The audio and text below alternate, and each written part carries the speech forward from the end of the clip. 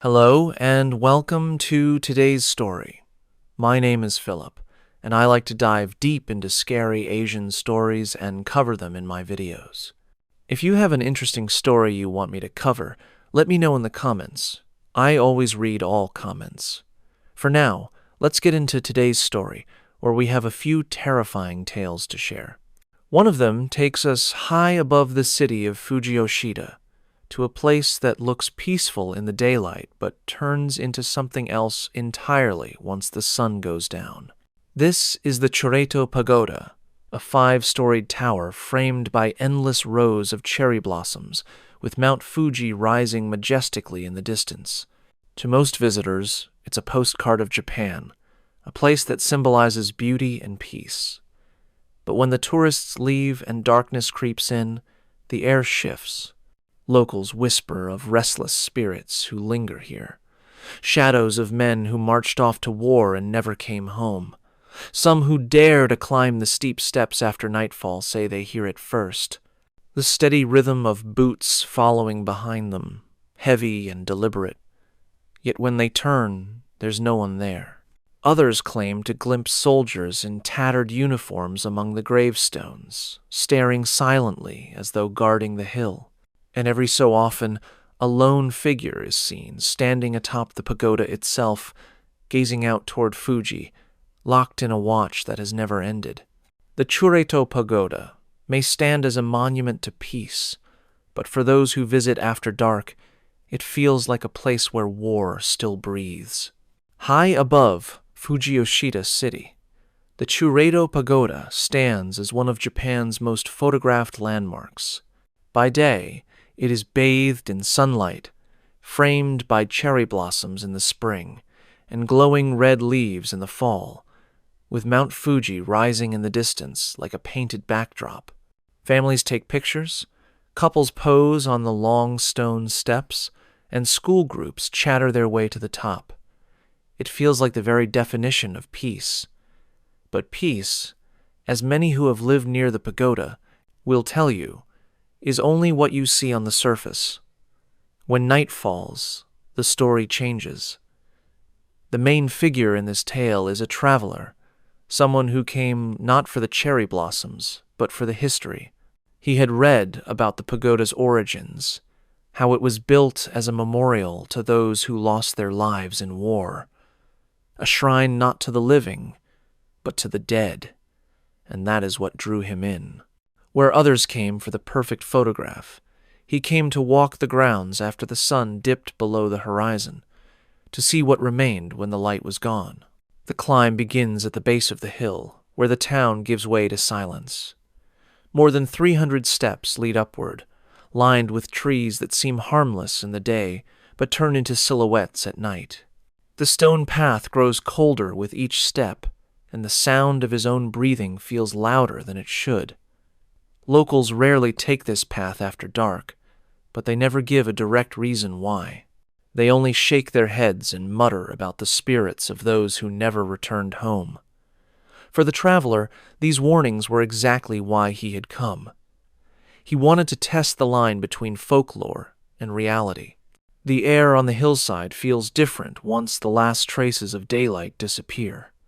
Crisp, thin, and strangely heavy all at once, as though it carries memories that do not belong to the living. Every shrine, every stone lantern, every weathered grave along the way seems to watch silently as the traveler moves past. He pauses at one, noticing fresh incense still burning faintly, smoke curling upward like a fragile thread. Someone had been here recently, yet the grounds are now deserted. As he climbs further, the sounds of the city below fade away.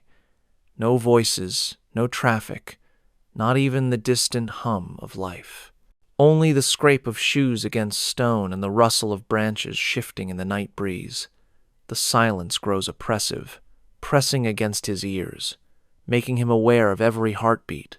He cannot shake the feeling that each step is taking him deeper into a space that does not belong entirely to the living. Finally, the pagoda comes into view, tall, red, and perfectly still against the backdrop of Mount Fuji's dark outline. By day, it feels almost unreal in its beauty, but at night, its shape looms like a sentinel over the graves it guards. The traveler's purpose is simple: to stand at the top, to feel what others have whispered about, to see whether the stories of soldiers lingering in the shadows are just legends or something more. Yet already, before reaching the final step, there is a shift in the air. A chill brushes across his skin, not from the wind, but from something colder, something that feels like it seeped out of the stones themselves.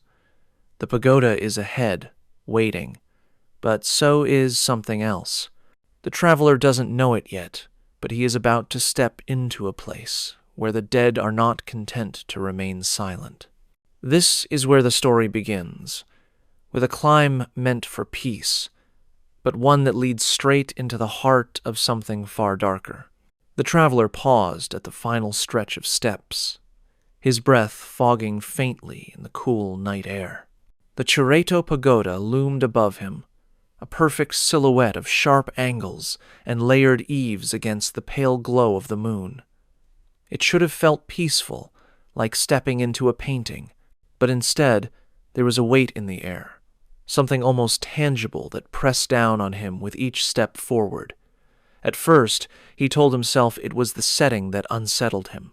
The pagoda was, after all, a memorial to soldiers who had gone to war and never returned. The graves scattered across the hillside were silent reminders of that past. But then came the first moment that made him stop, the sound. It was faint at first, almost drowned out by the rustle of leaves.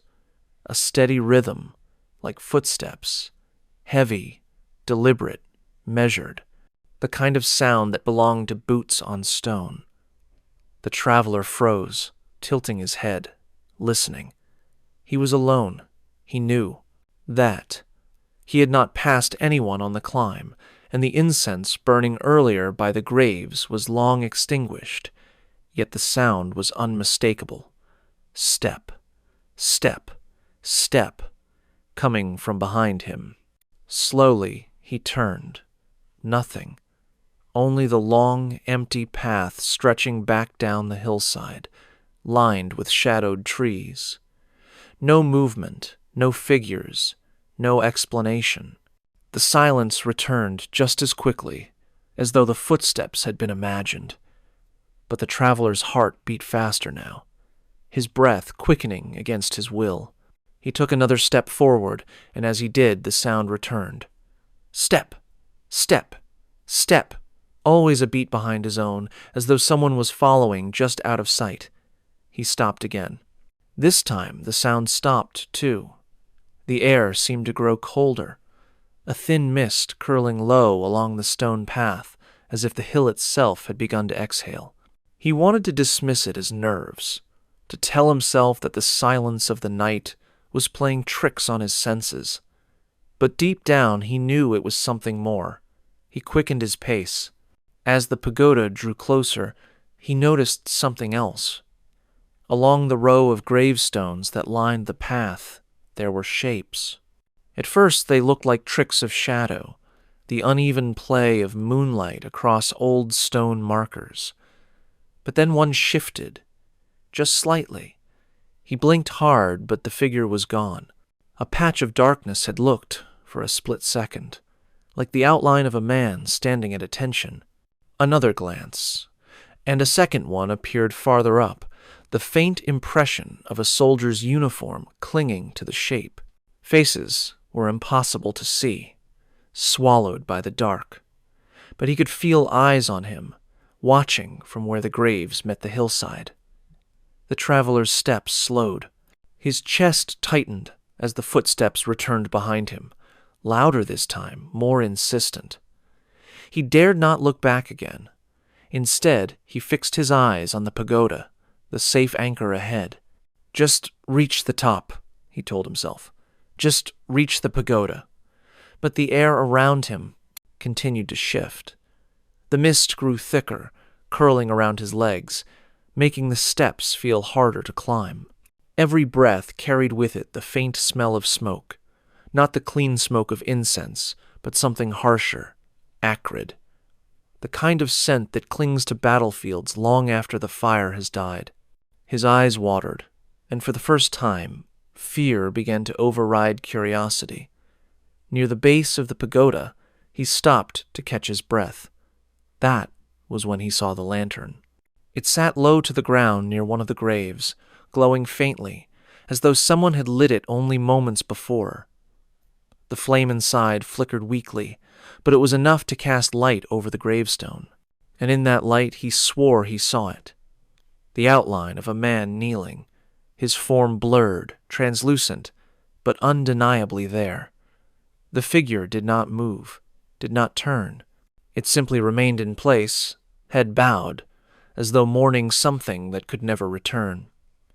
The traveler's body stiffened, rooted to the ground. He blinked again, and the figure was gone. The lantern still burned, but the air around it seemed to ripple with something unseen. A chill shot down his spine, his instinct screaming at him to leave. But the pagoda was only a few steps away now, and something deeper pulled him forward. When he finally reached the pagoda's base, the footsteps stopped. The silence was absolute, thick enough that his ears rang with it. He let out a shaky breath, half relieved, half terrified. He placed a hand against the wooden railing, its surface colder than it should have been. For a moment, he almost convinced himself it was over, that the strange sounds, the shifting figures, the phantom footsteps were tricks of his imagination. Then he looked up, at the very top of the pagoda, where the structure rose against the night sky. There was a figure, a solitary silhouette standing rigidly still, facing Mount Fuji. The shape was faint, almost blending into the dark, but unmistakable. Shoulders squared, head raised, the posture of someone on eternal watch. The traveler's mouth went dry. He tried to focus his eyes, to make out more detail, but the figure did not move. It did not acknowledge him. It simply stood there, gazing endlessly into the distance, as if waiting for something that would never come. The traveler blinked once more, and the figure dissolved into the night. The pagoda was empty again, silent as ever, but the feeling in the air told him he was not alone. The first complication had arrived, and it left him with a single chilling question. Who or what was climbing the steps with him? The traveler gripped the railing of the Chiredo pagoda, his knuckles white against the wood. The figure at the top was gone, vanished like smoke into the sky. But the weight of its presence lingered, heavier than before. His breathing was shallow now, his eyes darting across the grounds. He thought for a moment about turning back, rushing down the long stone staircase to the safety of the city lights below. But something deep inside him, part curiosity, part stubborn defiance, kept him frozen in place. He had come here to see if the stories were true. And now, with every chill racing down his spine, he realized he had only just begun to understand. The silence broke with a sound he could not mistake. It was the clatter of metal, faint but sharp, like steel striking steel. The sound echoed faintly across the hillside, a rhythm that belonged not to the stillness of a memorial, but to the chaos of a battlefield. His ears strained to follow it, but it seemed to shift, first behind him, then beside him, then somewhere deep among the gravestones. He took a slow step back, eyes scanning the dark rows of stone markers.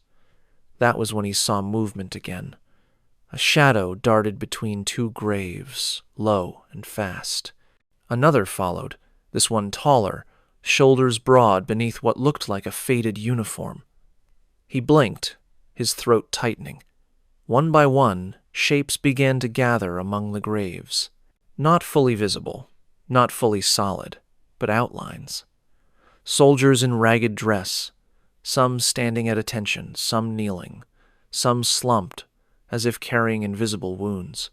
Their faces were blurred, but their presence was undeniable. And worse, they were not watching Mount Fuji. This time, they were watching him. The traveler stumbled back, colliding with the base of the pagoda. His heart thundered in his chest as the shadows seemed to close in, but then a sound split the night, a human voice. "Don't move." The words were sharp, whispered but close. He spun around, expecting to see another traveler. Instead, a woman stood in the shadows of the pagoda, half hidden by the wooden beams. She wore simple clothes, her dark hair tied back, her face pale in the moonlight.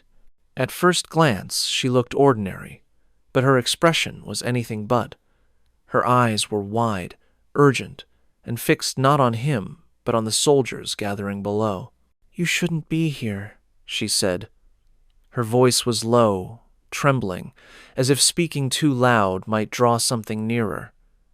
"They don't like the living." The traveler tried to respond, but no words came. His throat was dry, his mind spinning. The woman raised a hand quickly, silencing him. "Don't follow the sound," she whispered. "That's how they draw you in." Before he could ask what she meant, the metallic clatter rang out again. Louder this time. It sounded like swords colliding, followed by the muffled roar of distant voices, shouts, cries, commands that belonged to another century. The soldiers shifted at the graves, their ghostly forms straightening, responding to the echoes as if waiting for orders. The traveler's body stiffened with fear, but the woman stepped closer, her eyes never leaving the shadows below. "They're trapped," she whispered. Still, fighting a war that ended long ago, and anyone who listens too closely. Her voice trailed off, but the warning was clear. The sound rose again, not only metal, now, but the pounding of boots, dozens of them marching in unison. The traveler's skin crawled as the noise surrounded him, echoing in every direction. The hillside was alive with unseen soldiers, their presence pressing in closer, closer. The woman finally looked at him, her expression sharp. "You have to leave, now." But even as she said it, another sound joined the chorus, a faint hum, low and vibrating like a distant horn. The soldiers' shadows froze, their heads lifting in unison, their blurred faces turning toward the pagoda. And just like that, silence fell again. The traveler's pulse pounded in his ears. He swallowed hard, searching for words, but when he turned to the woman for answers, she was gone. No footsteps, no sound of retreat, nothing. She had vanished as suddenly as she appeared. Alone once more, he looked back to the graves. The soldiers were gone too. The hillside stood empty, bathed in the cold light of the moon. Only the faint smell of smoke lingered in the air, sharp enough to sting his nose. A strange thought gripped him then, one that sent a deeper chill through his body. The woman had spoken like someone who knew this place well. Too well. Who was she? And was she ever alive at all? The traveler stood frozen at the base of the pagoda, realizing that whatever this place held, it was no longer content to remain hidden. Something had begun to notice him. Something was watching. And this was only the beginning. The traveler's pulse hammered in his ears as he pressed his back against the base of the Churredo pagoda. The night was cold, but sweat traced down his neck, chilling him even further. He scanned the hillside again, but the soldiers had vanished, leaving only the endless rows of graves glowing faintly under the moonlight. The woman who had appeared and warned him was gone too, as though she had been swallowed by the night itself.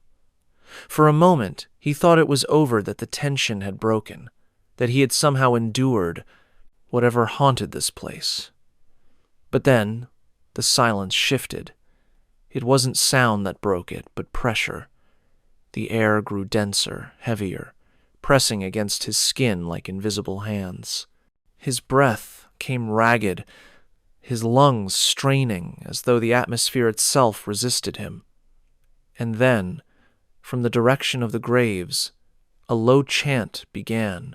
At first it was faint, just a murmur beneath the rustle of the trees. But within seconds the voices multiplied, dozens of them, layered one over the other, speaking words he could not understand. They were harsh, clipped, shouted like orders from unseen commanders. The traveler turned his head sharply, eyes darting across the rows of stone. Shadows flickered between them, faster now, moving with purpose. Soldiers, dozens of them, their ghostly forms surging like an army readying for battle. The metallic clash returned, sharper than before.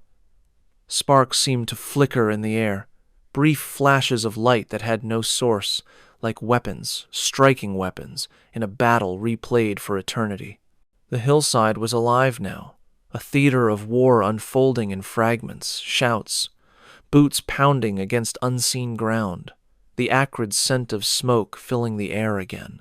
The traveler staggered back, choking as the smoke thickened. It was no longer faint but suffocating, burning his eyes and throat. He coughed violently, stumbling toward the steps, but the sound froze him in place. Boots. Not distant this time, not behind him, not to the side, right in front of him. He looked up. There, standing at the base of the pagoda steps, was a soldier. The figure was more solid than the others he had seen, tall, broad-shouldered, his uniform tattered, but still unmistakable. His face was pale, hollow-eyed, his mouth pressed into a thin, rigid line. He carried no weapon, but his stance was rigid, commanding. The traveler's legs trembled, his body instinctively wanting to back away, but something about the soldier's gaze pinned him where he stood. The chant grew louder, echoing all around, until it seemed to vibrate through his chest. The soldier raised a hand slowly, pointing not at the traveler, but at the horizon, toward Mount Fuji, where the moonlight framed its dark outline. The gesture was deliberate, filled with a weight the traveler couldn't explain. And then the soldier spoke. The voice was low, strained, like words pulled from the grave. Still waiting. The traveler's stomach dropped. The words echoed in his head, chilling him deeper than the cold air ever could. Still waiting. Waiting for what? Waiting for whom? He wanted to run, but his legs felt like stone, rooted to the ground as the soldier's gaze bore into him. The hillside erupted again. The clash of metal rang out louder, sparks of unseen battles lighting up the mist. Shadows surged from the graves, their blurred forms rushing past, climbing the hillside, surrounding the pagoda. The air shook with their movement, their shouts rising in unison like a charge. The traveler pressed himself against the wood, his heart slamming against his ribs, unable to comprehend whether he was witnessing the past or being dragged into it. And then came the final blow. The soldier who had stood before him began to dissolve. Not vanish quietly, but disintegrate, his form breaking apart into fragments of shadow that swirled into the air. In his place, a second figure appeared, this one standing atop the pagoda itself. The same silhouette he had seen earlier, rigid, unyielding, forever facing Mount Fuji. But now, its head turned, slowly, deliberately, toward him. The traveler's knees weakened. The figure's face was not visible, obscured by darkness, but he felt the weight of its gaze pierce through him. The chanting ceased all at once, cut short as though silenced by the figure's command. The hillside fell into suffocating silence again, broken only by the pounding of his heartbeat. He did not know how long he stood there, frozen beneath that gaze. Seconds stretched, like hours, the silence unbearable. Finally, the figure raised its arm, extending one hand outward. The gesture was not toward Mount Fuji this time. It was toward him. The traveler gasped, stumbling backward, his mind spinning with panic. What was going on? Who was this figure that commanded an army of the dead, that silenced voices centuries old with a single motion? His perspective shifted violently, terror blooming into realization. The Chirredo Pagoda was not just a memorial, it was a watchtower, a place where those who had died still lingered, not at rest, but bound to their final duty. And now, for reasons he could not understand, that gaze, that command, that endless waiting had turned toward him. The traveler felt it deep inside, a pull as though invisible hands had reached into his chest and claimed something that was not theirs. This was no longer about legends.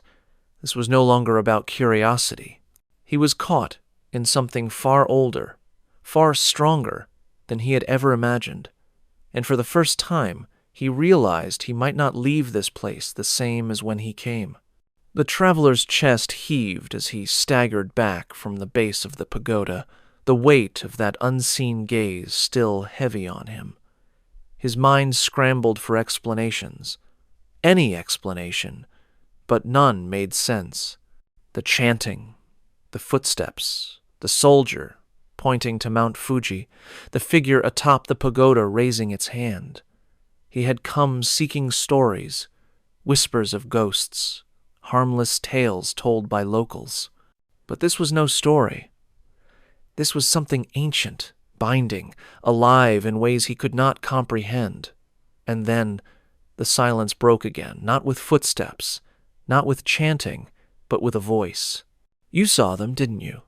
The traveler spun around, his breath catching in his throat. Standing a few steps behind him was the woman. The same pale face, the same wide eyes, though now she seemed even more drawn, her expression heavier, as though she carried something she could never put down.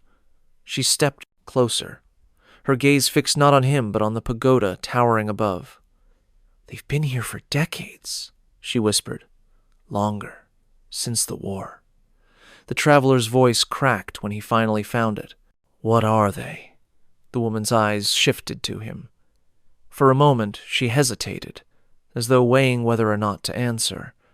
Then she spoke, her words low and deliberate.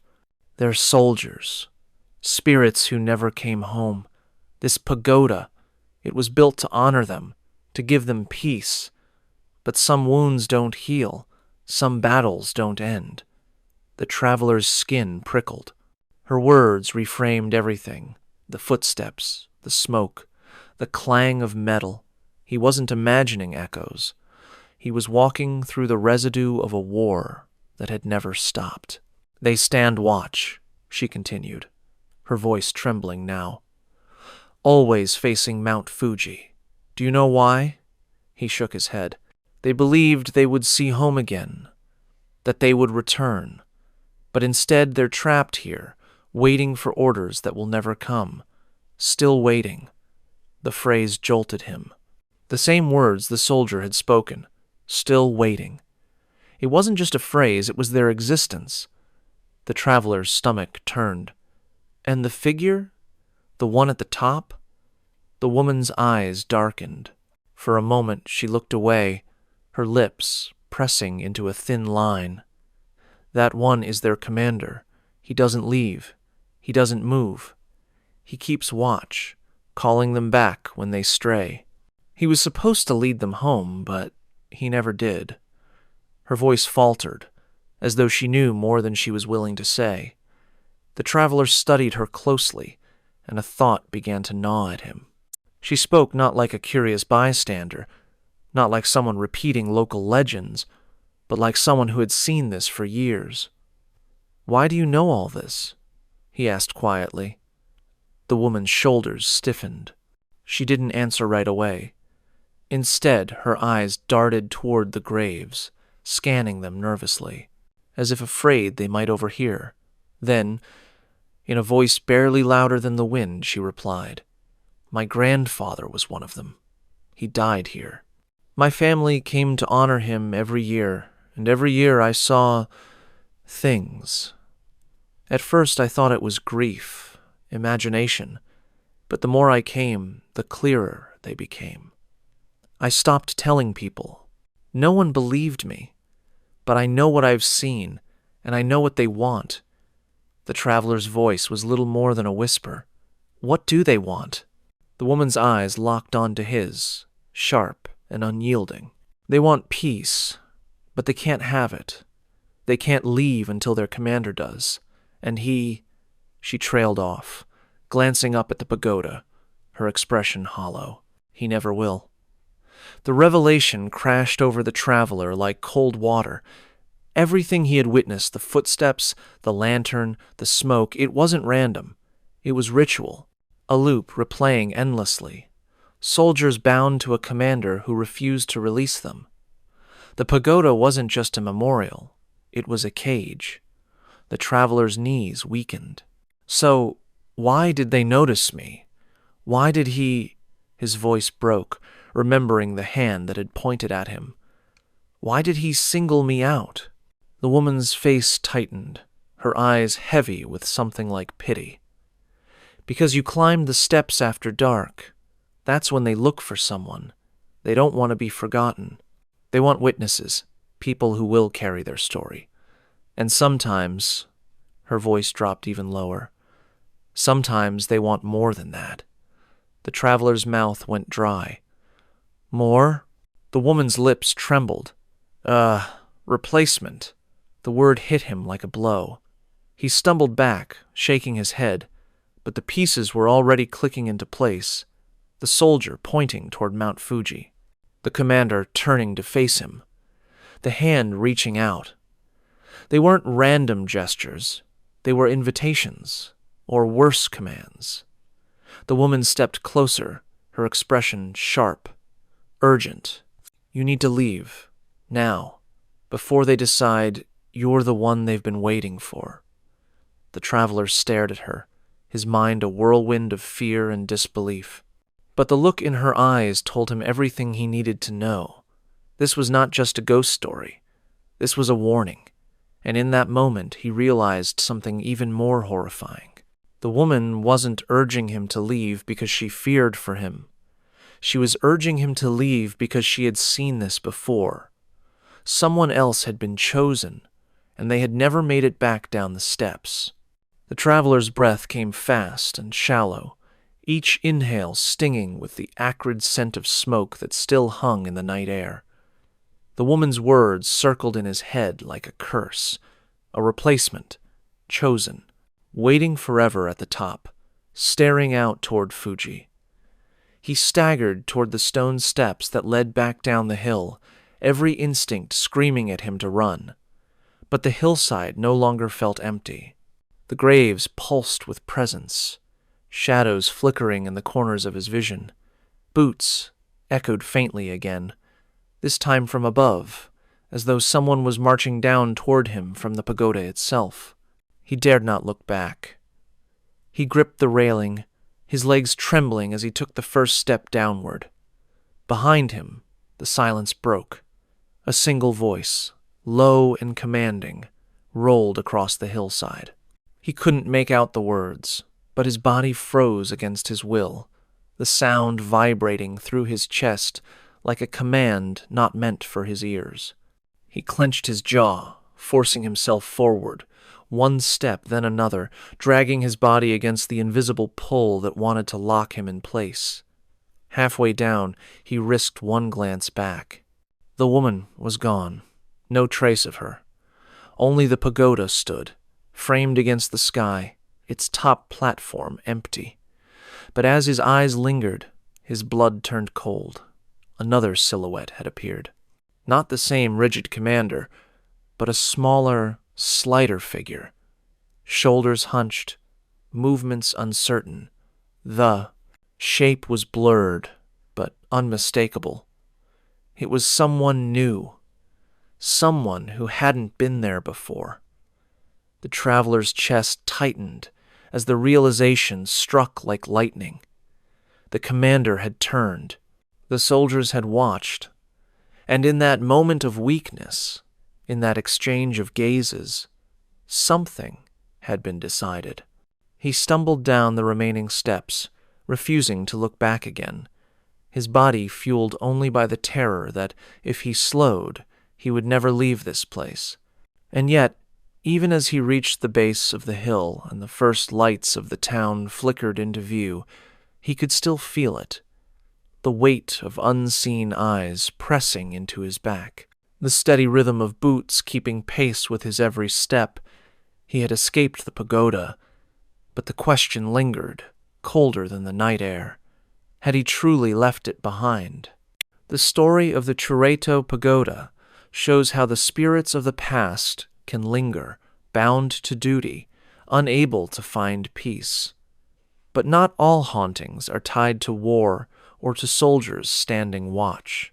Some are born from betrayal, pain, and a thirst for vengeance that refuses to fade. In Japan, there is one ghost whose presence is so feared that even speaking her name without caution is said to invite disaster. Her story has cursed actors, burned down theaters, and left modern filmmakers shaken. If the soldiers of Chureito are bound to a watch they cannot abandon, then this spirit is bound to a rage that cannot be silenced. This is the story of Oiwa, one of the most terrifying ghosts in Japan. In Edo-era Japan, long before the bright lights of Tokyo swallowed the old wooden streets, there lived a woman whose name would never be forgotten. Her name was Oiwa. On the surface, her life seemed ordinary. She was the wife of a low-ranking samurai, a man whose ambition burned hotter than his loyalty. Their home was small, tucked into a quiet district where lanterns lit the alleys at night and paper walls whispered every secret. But what unfolded behind those thin walls would turn Oiwa into one of the most feared figures in Japanese ghost lore. The man she married, Ayamon, had promised her a life of stability and honor. Yet beneath his vows, betrayal brewed. Consumed by greed and drawn to another woman, he devised a plan as cruel as it was cowardly. He poisoned Oiwa slowly, slipping death into her meals while she trusted him completely. The poison did not kill her instantly. Instead, it warped her, twisting her features into something grotesque. Her eyes swelled, her skin blistered, her once delicate beauty shattered by the man who should have protected her. She suffered in agony, realizing too late that the one she loved had condemned her. Her death did not come as a release. It came as a spark. Her spirit, consumed by rage and betrayal, refused to leave quietly. What should have ended in silence became the beginning of something far darker. Oiwa's presence lingered, filling the narrow streets and dimly lit rooms with a suffocating weight. Neighbors whispered of strange noises, of a woman's wails seeping through the paper walls at night. Those who passed her home after dusk swore they felt eyes watching them from the shadows. Eyes swollen and furious, never blinking.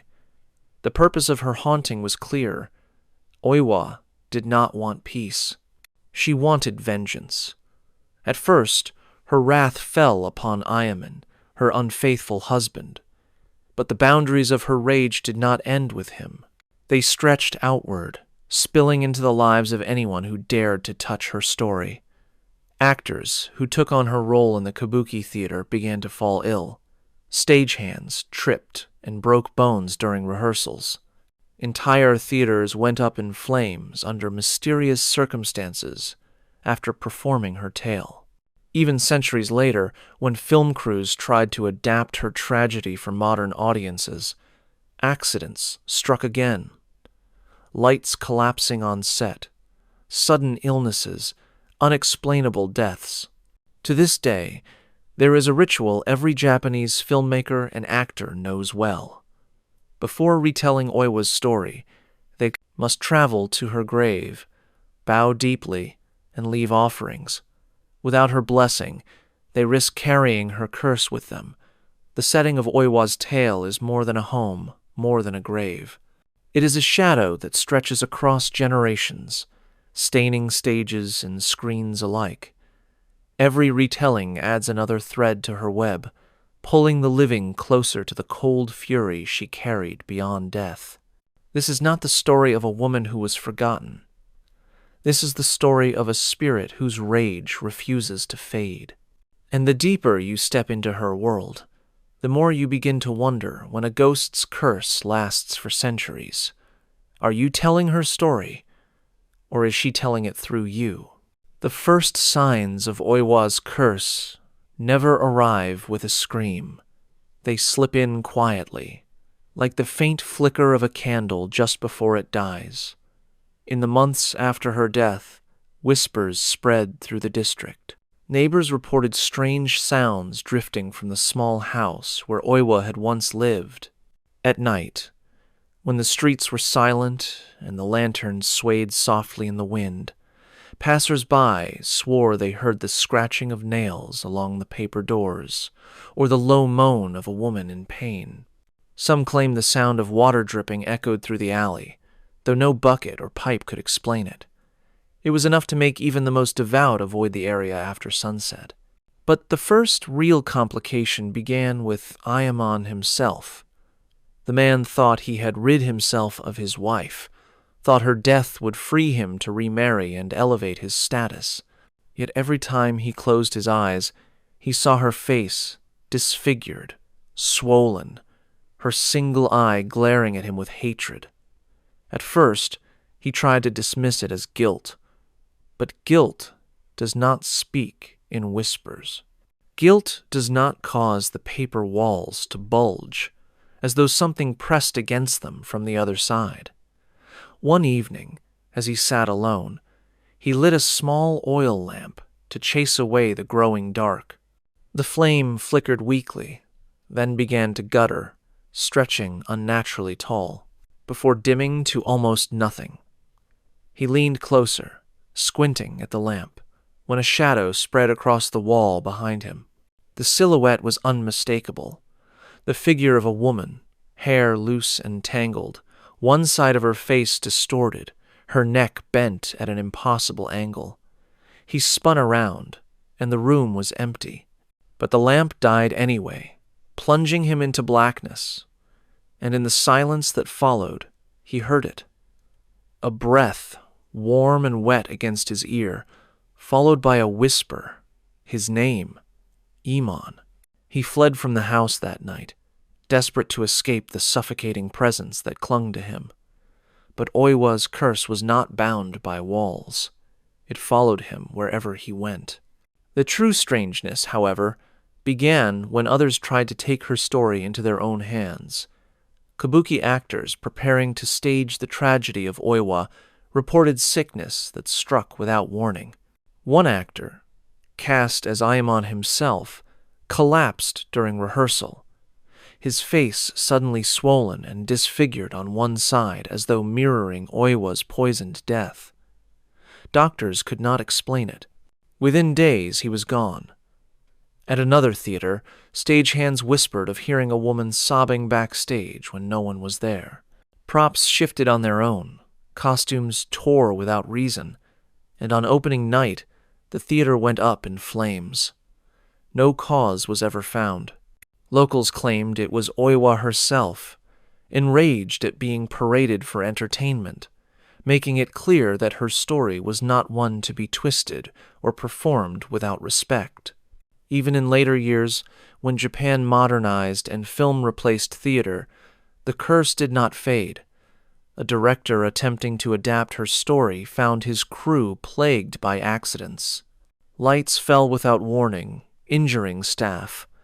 Cameras jammed, film stock burned. One actor fell mysteriously ill, his face breaking out in grotesque boils during the shoot. The director finally halted production, only to discover that others before him had faced the same fate. It was then that a tradition began. Those daring enough to retell Oiwa's story traveled first to her grave, bowing deeply and leaving offerings sake, flowers, coins, while whispering prayers for her forgiveness. Without this ritual, no production could proceed safely. To ignore it was to invite disaster. For the traveler who first heard this tale, it raised a chilling question. Was Oiwa's vengeance bound to the man who betrayed her, or had it grown into something larger? She had become more than a ghost haunting her home. She had become a force of warning, a presence that punished any who mishandled her memory. The first complication was clear. Oiwa's rage did not rest, did not weaken, and did not confine itself to the past. It reached forward, latching onto anyone bold enough to speak her name without reverence. It left a lingering unease, a question that grew heavier with every whisper of her tale. If even actors and filmmakers were not safe, what chance did anyone else have when they tried to tell her story? The curse of Oiwa did not stay hidden in back alleys or whispered rumors. It grew louder, sharper, pressing itself into the lives of those who underestimated her. The first accidents could still be dismissed as coincidence, the kind of tragedies that happen on any stage or film set. But as the years went on, the pattern was impossible to ignore. One company of kabuki actors thought they were prepared. They had heard the stories, the warnings, but pride drove them forward. "We are artists," their director boasted. "The dead cannot silence us."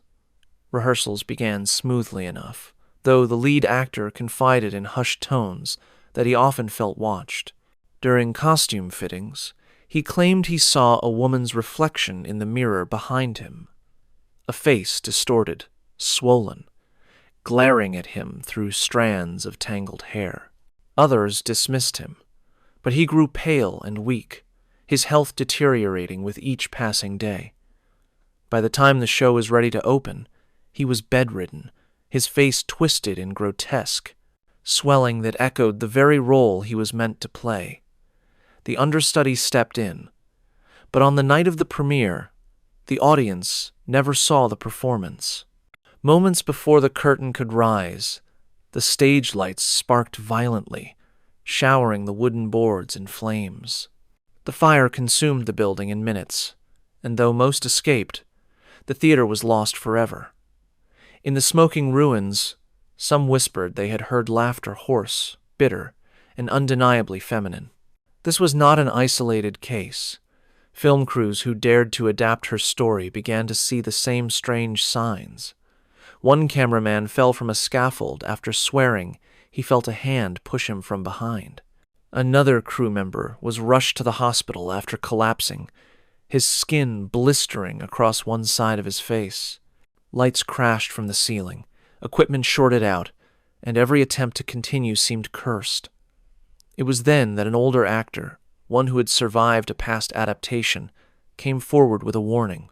He told the young director in charge, "You cannot tell her story unless she allows it. You must go to her grave, you must bow, and you must ask her forgiveness." His tone was firm, almost desperate. He explained that before his own production years earlier, their crew had ignored the tradition. Within a week, one actor had fallen ill, and the director himself suffered a sudden stroke. Only after they traveled to Oiwa's grave and performed the ritual did the accident stop. The young director resisted at first. He was practical, grounded in modernity. "We live in the age of film," he scoffed. "Ghosts belong to the past." But when his lead actress slipped on stage and broke her ankle in front of everyone, his resolve cracked. The older actor pressed harder. "It's not just a story," he said. "It's her. She knows when you speak her name, and if you don't show respect, she will remind you." This conflicting presence, skepticism, clashing with superstition, created a growing tension among the crew.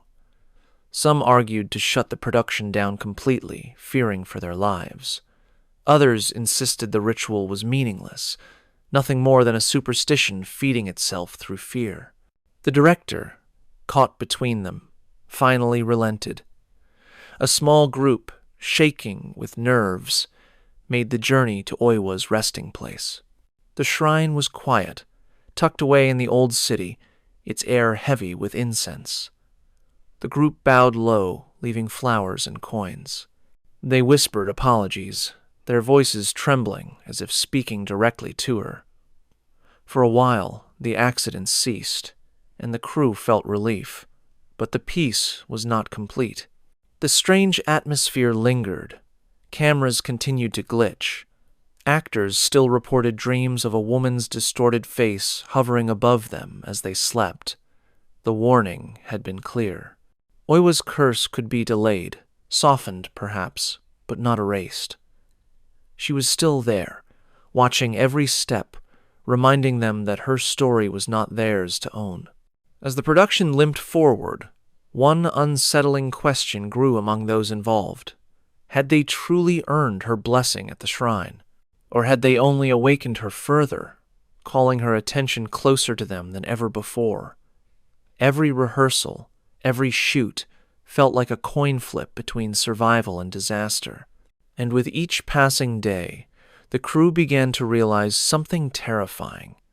It wasn't only the actors playing Eamon who were at risk. Anyone who touched her tale was now part of it. The theater was full, its audience buzzing with anticipation.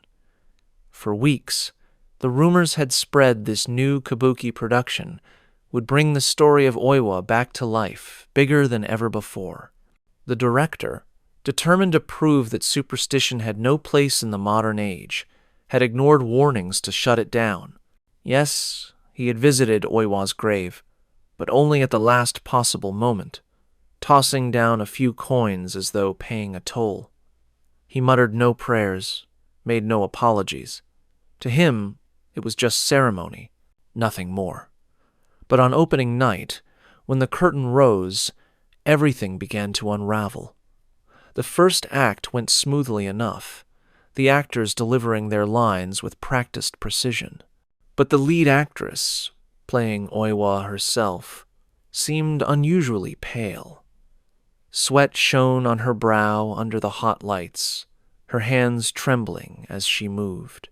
Midway through her performance, she faltered, gripping a wooden beam on stage to steady herself. The audience murmured softly, unsure if this collapse was scripted. Then came the scream. It tore through the theater, raw and animalistic. Not the rehearsed cry of an actress, but the shriek of someone in unbearable agony. The actress clutched her face, stumbling backward, her voice breaking as she shouted, "It burns!" The stage crew rushed forward, trying to help, but gasps rippled through the audience as they saw her skin blistering in real time. One side of her face swelled grotesquely, her eye bulging in a horrifying echo of Oiwa's own poisoned death.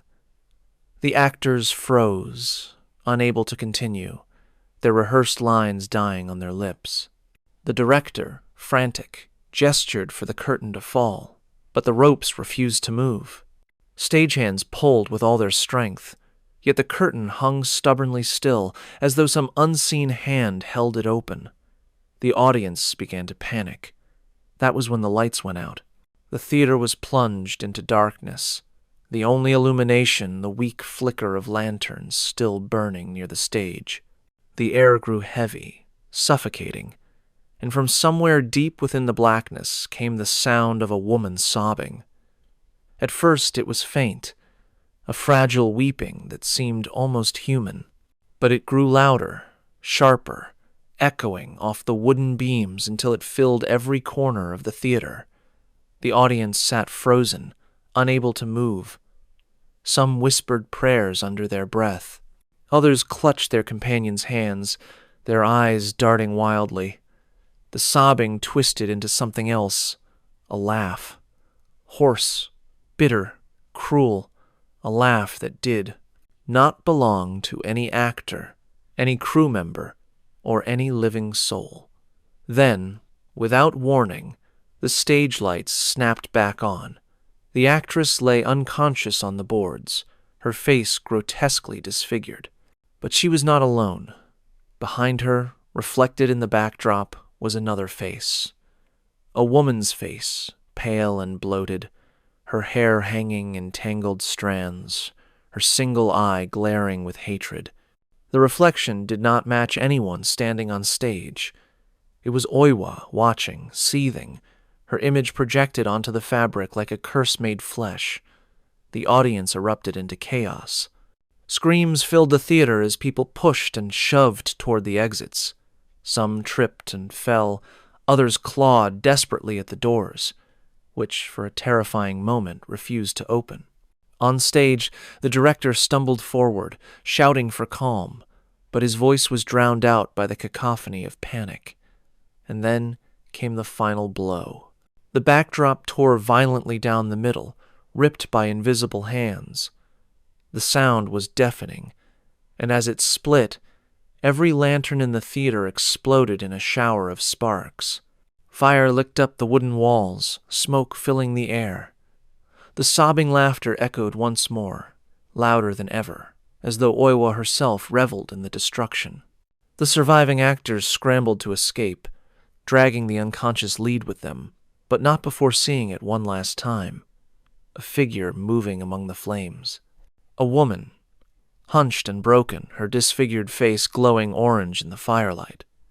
She turned her head toward them, her mouth twisting into a grin that promised only ruin. What was going on? Had Oiwa truly risen from her grave, punishing those who dared to tell her story without reverence? Or had the act of staging her tragedy simply opened a door that should never have been touched? No one had time to answer. The fire consumed the theater in minutes. By morning, the structure was nothing but ash.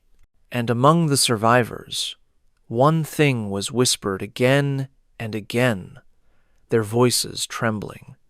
She had warned them. She had told them to stay away.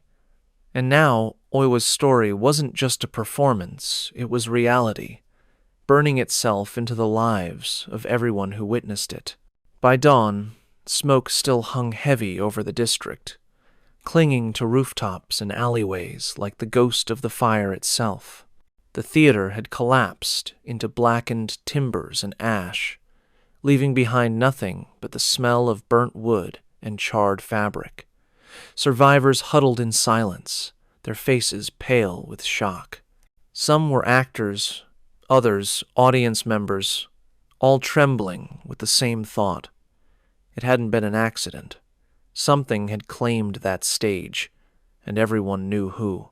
The actress who had collapsed remained unconscious, her face swollen and disfigured in a way that mirrored Oiwa's final moments. Physicians whispered of poison, though none had been administered. Others muttered that she had been marked, chosen by the spirit herself. The director, his pride shattered, tried to explain the events away as hysteria, faulty lamps, coincidence. But no one believed him. Even he avoided meeting the eyes of those around him, as though afraid they might see his own doubt. It was then that an elder appeared. He was a retired actor, his hair white, his body frail, but his voice steady as he approached the ruins. He had once performed in Yotsuya Kaiden, the legendary play that retold Oiwa's tragedy decades earlier. He had lived long enough to see others attempt the same, many of whom had not survived. When he spoke, the crowd fell silent. "You should not have raised her name without respect," he said. "She does not forgive those who profit from her pain." The younger actors leaned in, desperate for answers.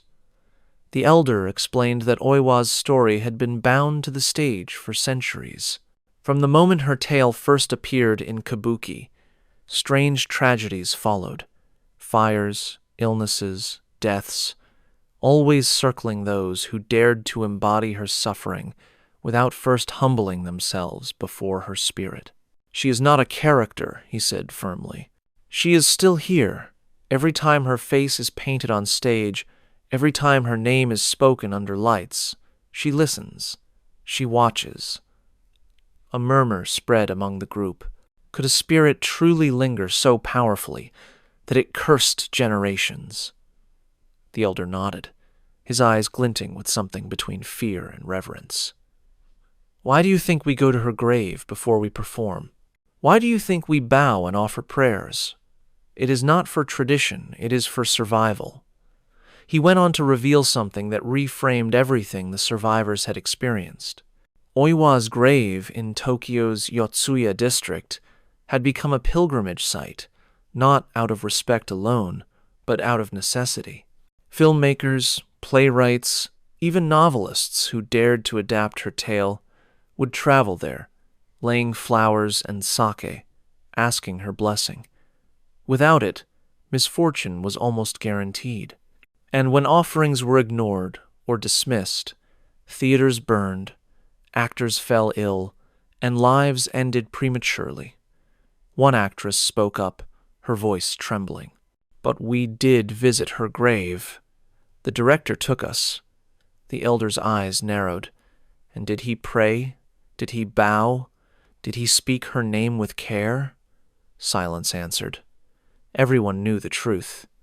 The director had treated it like superstition, like an old ritual without meaning. He had tossed coins, muttered curses under his breath, and walked away. There had been no reverence in his gesture, no humility. The elder's voice grew grim. "Then he invited her here himself, and she came." The survivors shuddered. Suddenly, every unexplained moment made sense: the actress's sudden illness, the stubborn curtain that refused to fall, the laughter echoing in the dark. These were not accidents. They were warnings. Warnings ignored until vengeance fell in full. The actress, who still lay unconscious, stirred slightly, her swollen face twitching as if caught between dreams and nightmares. A hush fell over the group. For a fleeting second, her lips moved, and a faint sound escaped. A whisper. No one could make out the words, but those who stood closest swore they heard a single name slip from her throat. Oiwa. The revelation was undeniable. This was not just a story of betrayal and death passed down from Edo times. Oiwa was not simply a figure in history. She was an active presence, a spirit whose rage transcended centuries. Her vengeance did not end with Ayamon, her unfaithful husband. It lived on in every retelling, every stage, every screen. And the more her story was told, the stronger she seemed to become. The elder bowed his head, his voice low and somber. "Remember this. She is not here to entertain. She is here to remind us, to punish us, if we forget. When you speak her name, you are not speaking of the past. You are speaking to her." The crowd stood in silence, their minds reeling. Some vowed never to utter her name again. Others whispered prayers on the spot, their hands trembling. But beneath it all, one truth echoed louder than the crackling ruins at their feet.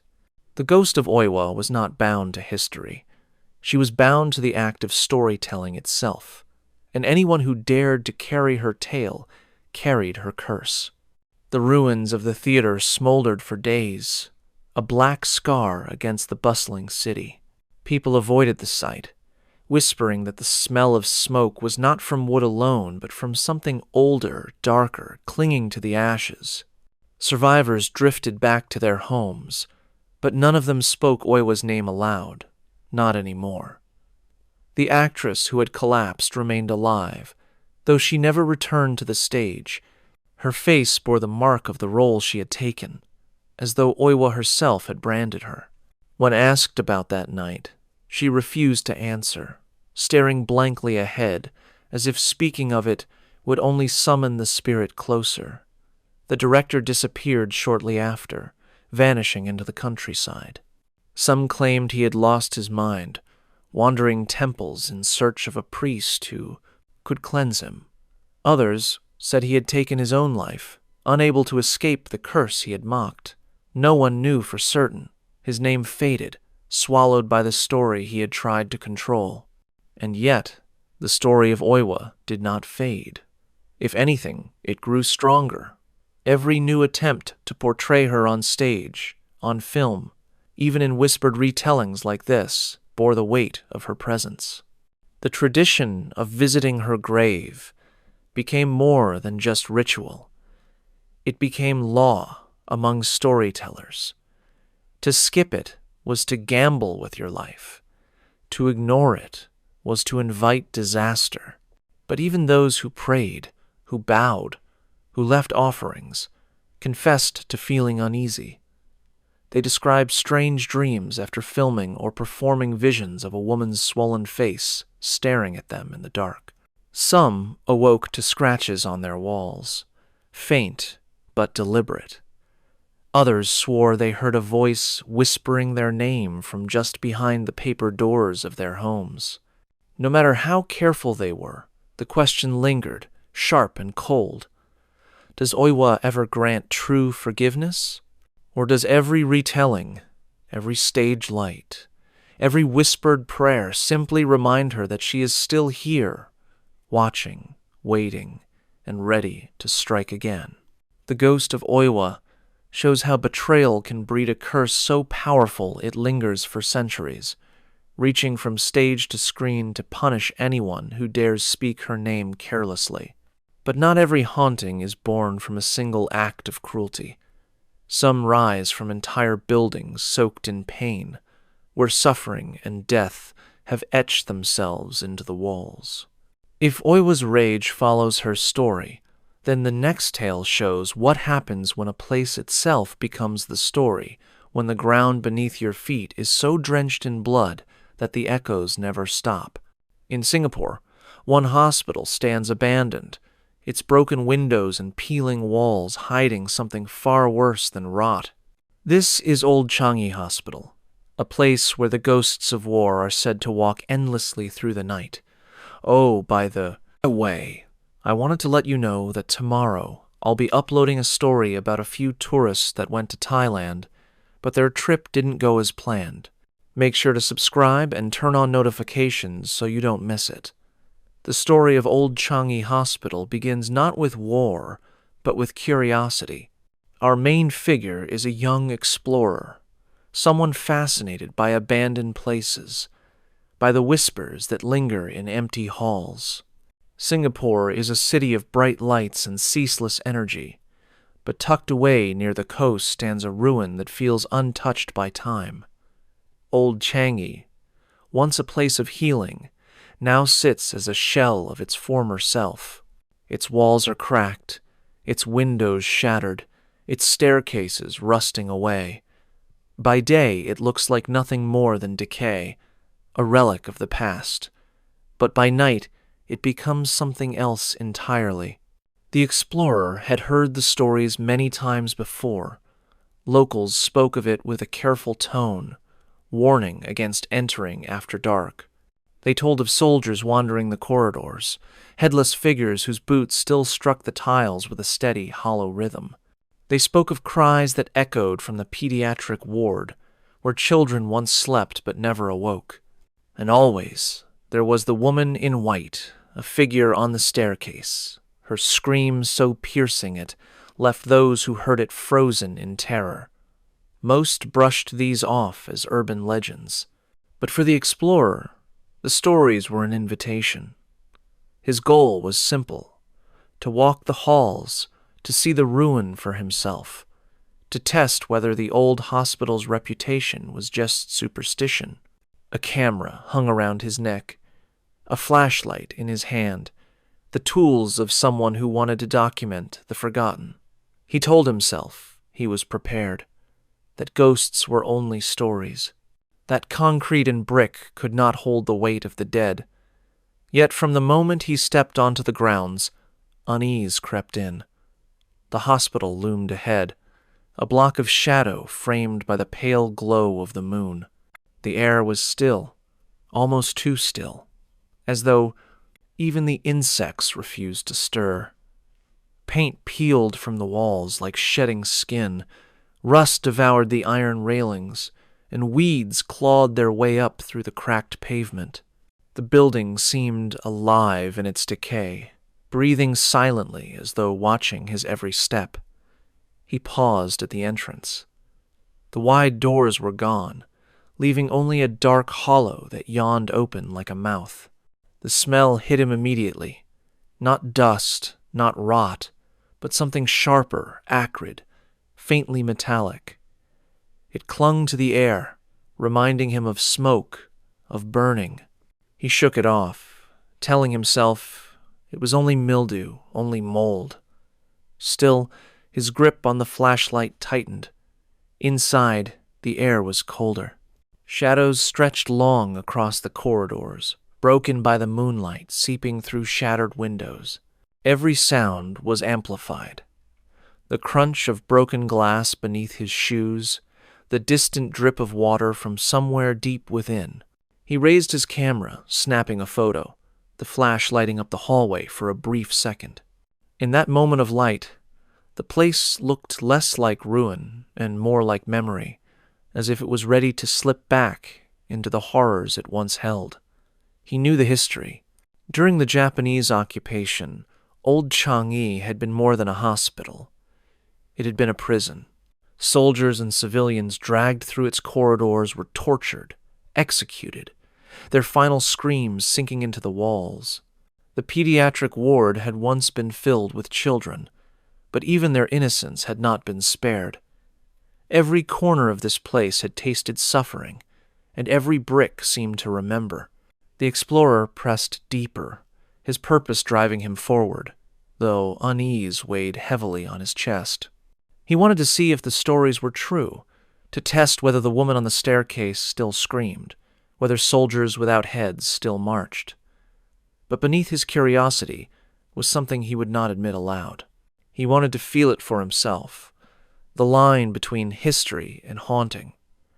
As he took his first steps into the main corridor, the silence closed around him like a vice. The ruins of old Changi were no longer just an empty building. They were a presence, a place where the past did not stay buried, and where every shadow felt like it could move at any second. And he was about to find out why locals never walked these halls after dark. The first steps into old Changi Hospital were slow, cautious, but steady. The explorer moved down the main corridor, his flashlight beam cutting through the thick dark. His camera clicked every so often, capturing the peeling paint and rusted bed frames, as though preserving evidence of his courage. For a few minutes, nothing happened.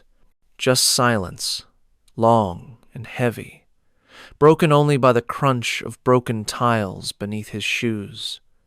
He thought, for a brief moment, that maybe this was all it would be, an abandoned hospital, eerie but harmless. Then the silence shifted. It started with sound, a faint tap, tap, tap, like something small striking against the floor. At first he thought it was water dripping, but when he aimed his flashlight upward, the ceiling was dry. The sound didn't come from above. It came from down the hall.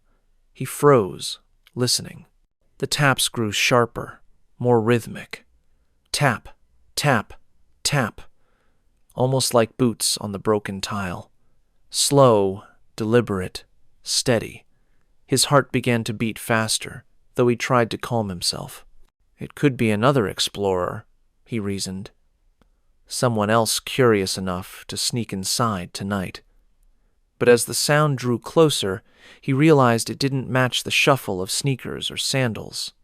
This was heavier, firmer, military. He swung his flashlight toward the noise. The beam landed on an empty hallway stretching ahead into shadow. No movement, no figure. Yet the tapping continued, echoing louder, as if approaching unseen. The explorer gripped his camera tightly, forcing himself to take another photo. The flash burst into the dark, revealing for a split second the corridor ahead.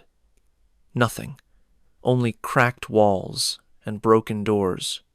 And then, silence again. The sound had stopped. The explorer swallowed hard, forcing himself to keep moving. He turned into another corridor, the pediatric ward. Rusted cribs lined the walls, their metal bars bent and corroded. Faded murals of animals and flowers clung desperately to the walls, their colors long drained by time. He lifted his camera again, snapping another photo, the flash bouncing off the cribs. That was when he heard it. A faint cry, high-pitched, weak, unmistakable, a child's cry. His blood ran cold. He froze, straining to hear. The sound came again, soft but clear, drifting from deeper within the ward. The explorer's throat tightened. He knew the place was empty. He knew no child had lived here in decades. And yet, the sound tugged at him, pulling him forward against his will. He followed the noise, step by step, until he reached the last room at the end of the corridor. The door hung crooked on its hinges, its wood soft with rot. He pushed it open, the hinges groaning loudly in the silence.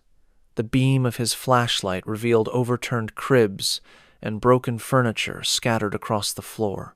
But in the far corner, he saw something that made him stop. A toy.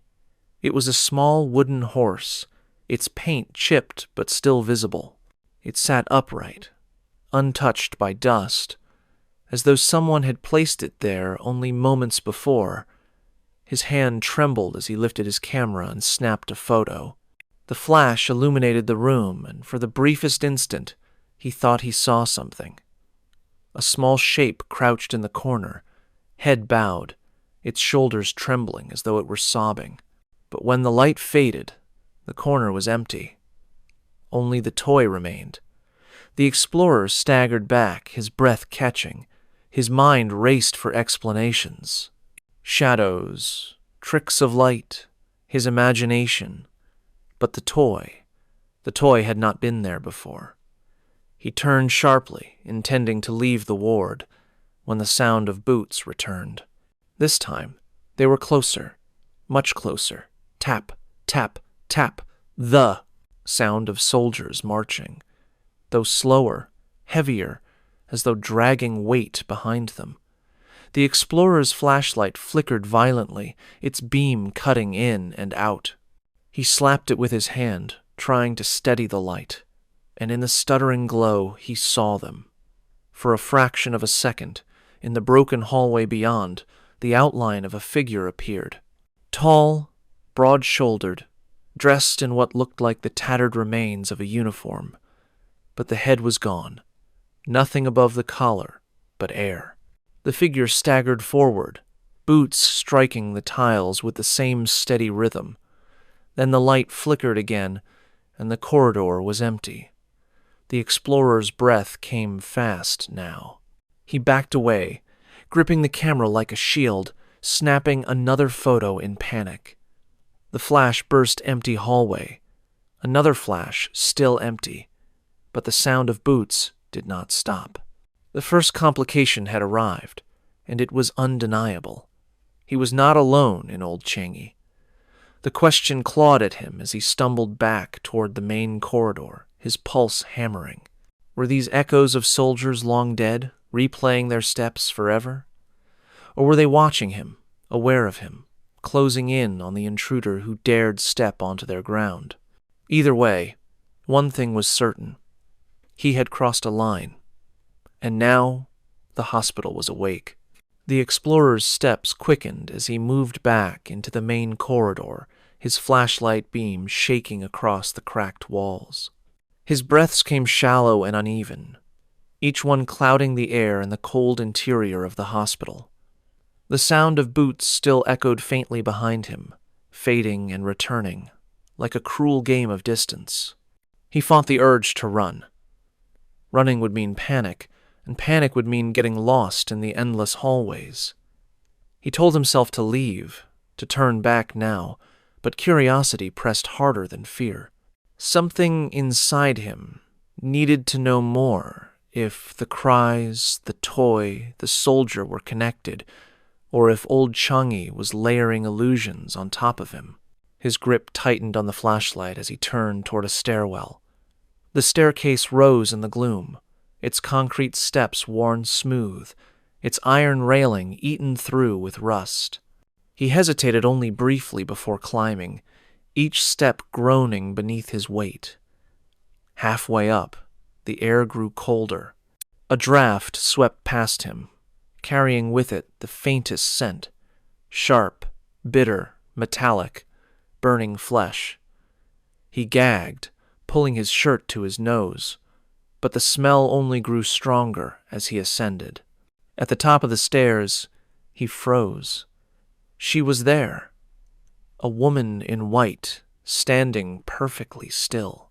Her long hair hung over her face, her hands at her sides, her white gown stained at the hem as though she had walked through blood. She did not move, did not speak, but her head tilted ever so slightly, the strands of her hair shifting with the motion. The explorer's flashlight flickered, the beams struggling to hold her in place. Then she screamed. The sound ripped through the corridor like a blade, so high, so piercing, it paralyzed him instantly. His knees locked, his chest tightened, and for a moment he couldn't breathe. It was not a scream of pain, it was fury, endless and raw, the kind that burned through bone. He wanted to turn, to flee back down the stairs, but his body refused to obey. When the sound finally broke, the corridor fell silent again. The woman in white was gone. The explorer staggered against the wall, clutching at the railing to steady himself. His head pounded, his ears ringing, but before he could recover, a voice spoke. "You shouldn't be here." The words came from the shadows near the stairwell. The explorer whipped his flashlight around, revealing a man sitting on the floor, his back against the wall. His clothes were modern, a faded jacket and jeans, his face pale and drawn. He looked like another urban explorer, but his eyes told a different story. They were wide, sunken, shimmering with exhaustion. "I've been here before," the man whispered, his voice shaking. "I thought it was just a story, too, but she never lets you leave clean." The explorer's throat tightened. "Who?" The man didn't answer right away. He stared toward the empty corridor where the woman in white had stood, his lips trembling. Finally, he said, "The one you saw. She's here for all of us. The soldiers keep watch, but she hunts. And once you hear her scream, you're marked." The explorer shook his head, trying to reject the words. "That's not possible. You're just trying to scare me." But the man's expression didn't change. His eyes burned with a conviction born of survival. "You'll see, if you make it out." The explorer's skin prickled. He wanted to ask more, but when he turned his light back to the corner, the man was gone. The space where he had sat was empty, as though he had never been there at all. Confusion pressed harder now, weaving into his fear. Had he truly spoken to someone, or had the hospital conjured a warning just for him? Was it a survivor, or a spirit in disguise? He pressed deeper into the upper floor, determined to find answers, but unease stalked him with every step. The smell of burning grew stronger. The faint cries of children echoed again, this time overlapping with the steady rhythm of boots. And in every shadow he felt the woman's scream still vibrating in his bones, reminding him that he was not just an intruder, he was prey. Old Changi was no longer content to whisper. It was speaking clearly now, and the message was simple. You should never have come. The explorer's pulse pounded in his ears as he moved deeper into the upper corridor, the flashlight beam trembling in his hand. Every nerve in his body screamed at him to leave, but something stronger, more irrational, kept him moving forward. It was as if the hospital itself had hooked into him, pulling him further inside, refusing to let him go. The corridor stretched on endlessly, lined with rooms whose doors hung crooked or lay splintered on the ground. He passed one after another, each one filled with the wreckage of time-rusted bed frames, shattered tiles, flaking paint. But in one room, he stopped dead. On the wall, scrawled in something dark and dried, were words. At first he thought it was graffiti, the work of teenagers, but the handwriting was too uneven, too desperate. His flashlight trembled over the letters. She waits on the stairs. The explorer's chest tightened. He had already seen her, already heard her scream. Was this a warning left by someone else who had been trapped here? Or had the hospital itself written it for him, mocking him with the truth he already knew? He stepped back into the hall, heart racing. That was when the sound returned. Boots, not faint this time, not distant. They struck the tiles in unison, a steady march, dozens of them. The sound came from both ends of the corridor, closing in. His flashlight beam darted wildly, but the hallways remained empty. Yet the sound grew louder, vibrating through the walls, the ceiling, even the floor beneath him. He clamped his hands over his ears, but it was inside him now, rattling through his bones. And then, silence. He lowered his hands, trembling, straining to listen. That was when he saw them. Figures, dozens of them, stepping out from the doorways. Soldiers, their uniforms in tatters, their boots black with dust, but their heads were missing. Above their collars was only emptiness, a jagged stump where a neck should end. They moved in unison, their steps perfectly aligned, their boots striking the floor with the same crushing rhythm. The explorer staggered back, his flashlight shaking over their faceless forms. They did not rush him. They did not reach for him. They simply marched past, filling the corridor with their endless parade. Their boots struck the ground inches from his feet, but none of them touched him. None of them acknowledged him. It was as if he wasn't even there, just another shadow in the ruin. But then one stopped. The soldier froze in place, its boot hovering just above the tile. Slowly, unnaturally, it turned its body toward him. The others marched on, vanishing into the far end of the corridor, but this one remained. The explorer's throat tightened as he raised the flashlight higher, his stomach lurching at what he saw. Though headless, the soldier seemed to look at him. Its body shifted slightly forward, as though acknowledging him. Then, with slow precision, it raised its arm. The gesture was deliberate, pointing down the hallway toward a heavy door at the far end. The explorer's skin prickled. His mind screamed to ignore it, to turn and run, but his body betrayed him. Step by step, he began to move toward the door, as if pulled by invisible strings. The soldier lowered its arm, then it vanished, dissolving into the shadows as though it had never existed. The explorer reached the door. His hands shook as he gripped the handle, the rust flaking off against his skin. He pulled. The door groaned open, and the smell struck him instantly. Acrid, choking, unmistakable, the stench of burning flesh. He gagged, pulling his shirt over his mouth, but the odor seeped through, thick and heavy. Inside, the room was filled with rusted chains bolted to the walls, broken wooden restraints scattered across the floor. His flashlight passed over them, illuminating stains that no time could erase.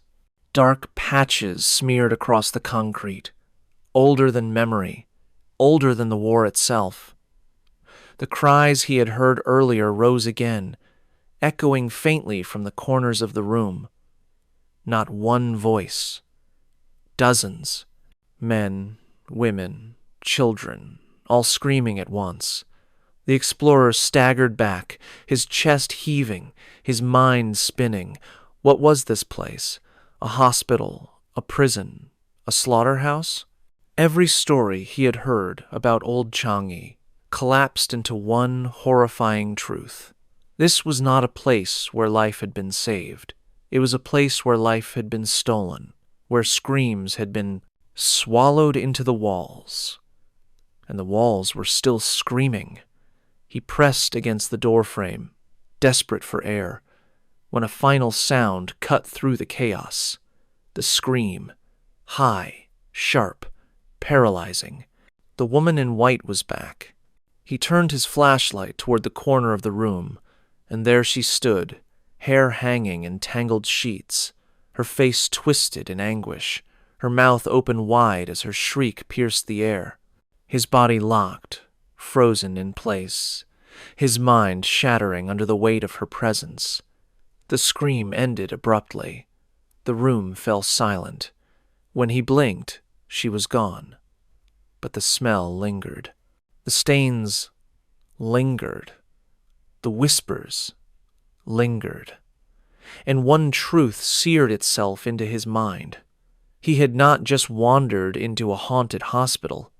He had wandered into a place where history itself refused to die. The explorer stumbled out of the chamber, gasping for air as if he had been drowning. His legs shook beneath him, his flashlight trembling so violently it cast wild arcs of light across the walls. He could still hear the echoes, the boots marching, the cries of children, the woman's scream drilling into his skull. His body begged him to run, but his mind remained locked on the pointing soldier, the chains bolted to the wall, the smell of burning that clung to his clothes. For a long moment, he stood in the corridor, chest heaving, trying to make sense of what he had just seen. And then, like a cruel trick, the silence broke again. "You've seen it now." The voice was calm, quiet, almost conversational. The explorer spun, his beam catching a figure at the far end of the hall. It was the man he had seen before, the one slumped in the stairwell, the supposed fellow explorer. But now his posture was different. He stood tall, steady, his face unreadable. "What is this place?" the explorer demanded, his voice breaking. The man stepped closer, his shadow stretching unnaturally long behind him. "You already know. You've smelled it. You've heard it. This isn't a hospital. Not anymore. It hasn't been for a long time." The explorer's throat tightened. He had read stories of old Changi, of its use during the Japanese occupation. But standing here in the middle of its ruins, those stories felt like pale whispers compared to the truth. "They turned it into a prison," the man continued, his voice low. "Torture chambers in the basements, executions in the courtyards, children dragged into wards where they never left. The walls are soaked in it, all the screams, all the suffering. That's why it still breathes. That's why it still holds them." The words reframed everything. The boots that marched without heads, the cries from the pediatric ward, the stench of burning flesh. They weren't random hauntings. They were imprints, scars carved into the hospital itself, replaying endlessly because the place had never been allowed to heal. The explorer shook his head, trying to reject it. "But why me? Why show me all this?" The man's expression darkened. "Because you walked in. Because you wanted to see. That's all it takes. Once you cross the threshold at night, it knows you. It feeds you pieces of its truth. Not to scare you away, but to keep you close." A chill ran through the explorer's body. "Keep me close?" The man nodded slowly. "You've already felt it. The way your legs froze, the way your light flickered. This place doesn't just show you ghosts. It takes from you, bit by bit." The explorer swallowed hard, his pulse racing. He thought of the scream that had paralyzed him on the stairs, how his body had refused to move even when his mind screamed to run. Was it fear alone, or had something gripped him, siphoned his will? The man stepped nearer, his voice softening. "Some who enter never leave. Others do, but they carry the weight with them, the sounds, the smells, the dreams. That's why locals don't come here at night. They know the difference between a story and a trap." The words hung heavy in the corridor. For the first time, the explorer understood what the locals meant when they said old Changi wasn't just haunted. It was alive, a parasite feeding on those who dared disturb it. His knees weakened, the truth pressing down like a physical weight. "So how do I get out?" he whispered. The man's lips curved into something that was not quite a smile. "If it lets you." The flashlight flickered, sputtering once before steadying again. The corridor was empty. The man was gone. The explorer's breath caught, his skin crawling. Had he truly spoken to another soul? Or had the hospital conjured the figure, feeding him fragments of truth through a mask? He would never know for certain, but the revelation was undeniable. Every strange event, every whisper, every shadow, the boots, the cries, the woman's scream, wasn't just a haunting. It was the building itself, replaying its horrors, feeding them into the minds of the living. Old Changi wasn't a relic. It was a prison still operating, its inmates long dead but never released. And now, having stepped inside, he was part of it. The explorer gripped the railing, forcing his legs to move. The only thought left in his mind was escape. Yet, even as he descended the stairs, the smell of burning clung tighter, the air heavier, as though the building was tightening its grip around him. He knew the truth now, but truth didn't mean freedom. Not here. Not in Old Changi. The explorer's footsteps echoed sharply as he rushed down the stairwell, every instinct screaming at him to flee. The smell of smoke clung to the air, thicker now, acrid and suffocating. He stumbled once, catching himself on the rusted railing, his flashlight beams stuttering wildly across the walls. All he wanted was the open night, the safety of air that didn't burn his lungs. The exit came into view, a yawning gap where the hospital's doors had once stood. He sprinted toward it, heart pounding. The dark corridor, stretching like a tunnel that never seemed to end. Behind him, faint but deliberate, came the sound of boots, marching, steady, closer with every step. He didn't dare look back. At last, he burst out into the night, the humid air of Singapore hitting him like a wave. For a moment, relief washed over him. The hospital loomed in silence behind him, its windows black, its walls crumbling. Just a ruin, he told himself. Just a ruin. But then the sound followed, boots striking pavement, a child's cry drifting faintly across the night air, and from the broken doorway he thought just for a second he saw her. A woman in white, standing in the shadows, her hair hanging low, her face hidden, waiting. The explorer staggered back, his chest heaving, the weight of the truth crushing him. He had escaped the building, but had he escaped the place? Or had Old Changi carried itself out with him, embedding its screams, its ghosts, its history into his very bones? He would never know. What he did know, as the night closed in and the air grew colder around him, was this: Old Changi was not abandoned. It never would be. The ruins of Old Changi showed us how history itself can refuse to die, trapping echoes of war inside broken walls. But not all hauntings come from the scars of soldiers or the cries of prisoners. Some are born from legends that slip into everyday life, twisting themselves into the fabric of a village until no one dares speak too loudly after dark. In the Philippines, there is one such tale, darker, more primal, whispered with fear whenever the sun begins to set. It is not the memory of war, but the memory of a creature that should not exist, a house abandoned, a woman shunned, and a figure said to rise from its own torso to hunt the living. This is the Manananggal House, and to locals, it is not empty, it is waiting. 3 stories done and 2 to go. I hope you liked the stories so far.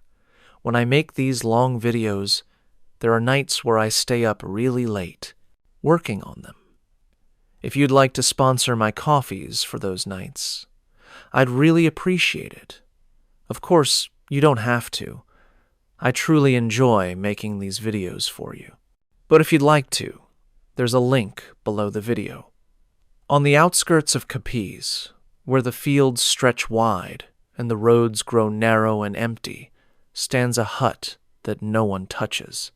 Its roof is sagging, its wooden walls half eaten by rot, and vines curl up its sides like green veins strangling the structure.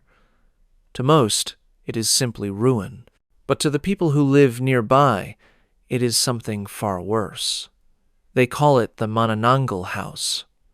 Our story follows a young man, a traveler drawn not by beauty or history, but by the hunger for answers. He had heard the name whispered in the market stalls, spoken in the same hushed tone one might use for a curse. Locals told him not to go, not to even look in its direction after dusk. But warnings have a way of pulling harder on those who don't believe. He wanted proof. Proof that the stories were nothing more than folklore, or proof that there was something more lurking in the shadows. Either way, he had to see it for himself. The setting was unnerving long before he reached the hut. The road that led there was nearly overgrown, lined with crooked trees that seemed to lean in toward him as he walked. The cicadas that usually filled the Philippine countryside with their constant hum grew strangely silent the closer he came. Even the wind seemed to hold its breath. It was the kind of silence that doesn't calm, but unsettles, as though everything alive knows something you do not. When the traveler finally stood before the hut, unease wrapped itself tightly around him. The air felt heavier here, damp and stale, clinging to his skin. The windows of the hut were broken, their wooden frames jagged like teeth. Through them, he thought he saw movement, though the interior was too dark to reveal more than shapes. The roof sagged dangerously, but the structure still stood, as though refusing to collapse until its purpose was fulfilled. The traveler's goal was simple, at least in his mind. Step inside, look around, prove to himself and, perhaps, to the villagers that there was nothing supernatural here. He carried only a flashlight and a phone to document his exploration. No protection, no prayers. His confidence was thin, but he clung to it. As he lingered at the threshold, the weight of the locals' warnings pressed against him. They had spoken of a woman who once lived here, shunned for reasons no one would fully explain. Some said she practiced dark rituals. Others said she was simply different, marked by misfortune until suspicion grew into hatred. After her death, villagers began to see her again, but not as she had been. What they saw was half a body, wings tearing from its back, its torso splitting apart as it rose into the night sky to hunt. The traveler forced himself to laugh at the thought. A creature splitting itself in half? Impossible. Yet, as the last traces of sunlight faded behind the trees, he heard the faint rustle of wings overhead. He looked up quickly, but the sky was empty. The tone was set. The hut loomed ahead like a mouth waiting to swallow him whole, and already the night carried whispers that something was not right. The traveler's purpose had been to dismiss a myth, but standing at the door, with the silence pressing close and the shadows moving where they should not, another thought began to gnaw at him. What if the villagers had been right all along? What if this house was not abandoned, but waiting? The traveler lingered at the threshold of the Manananggal House, his flashlight beam cutting across the crumbling interior. Dust floated in the air, catching the pale light, and the smell of rot and damp wood pressed against him. For a moment, everything seemed still, as though the hut were nothing more than a ruin, abandoned to time. He almost laughed at himself for the tightness in his chest. But then, the first complication came. It began with a sound. At first it was faint, a soft thump from inside, like something shifting in the shadows. The traveler froze, his ears straining. The hut was supposed to be empty, hadn't been lived in for decades. He swept the flashlight toward the sound, but the beam revealed only collapsed furniture and the hollow shell of a home. A broken chair, a mat eaten away by insects. Nothing alive, nothing moving. He stepped inside, the wooden floor groaning beneath his weight. The sound echoed through the hut, far louder than it should have. He moved cautiously, each step stirring the dust, his beam moving across the walls where vines had pushed through cracks like veins. He stopped near the center of the single-room structure, raising his camera to take a picture. The flash burst briefly, and in that moment of light, he thought just for a second he saw something by the window. A pale face, watching. He blinked hard, his pulse quickening. The window frame was empty now, only broken wood and the night beyond. He told himself it had been the vines, the shadows, his imagination playing tricks. But the unease lingered. Then he heard it again. A soft, deliberate sound. Not a thump this time, but a flutter. Like wings. Large wings. His stomach tightened. He stepped toward the window, leaning out into the night.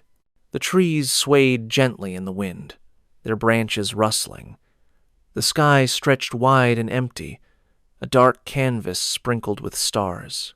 Nothing unusual. Yet the flutter returned, louder now, almost directly above him. He snapped the flashlight upward. Empty sky. Still, his skin prickled as though something unseen was circling just out of reach.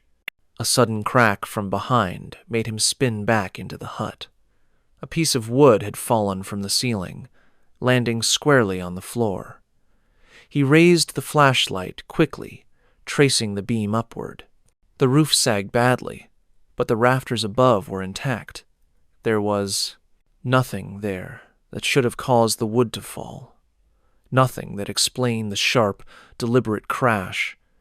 The traveler exhaled slowly, steadying his breath. "Just old wood," he muttered, though the words rang hollow in his ears. Still, he felt eyes on him.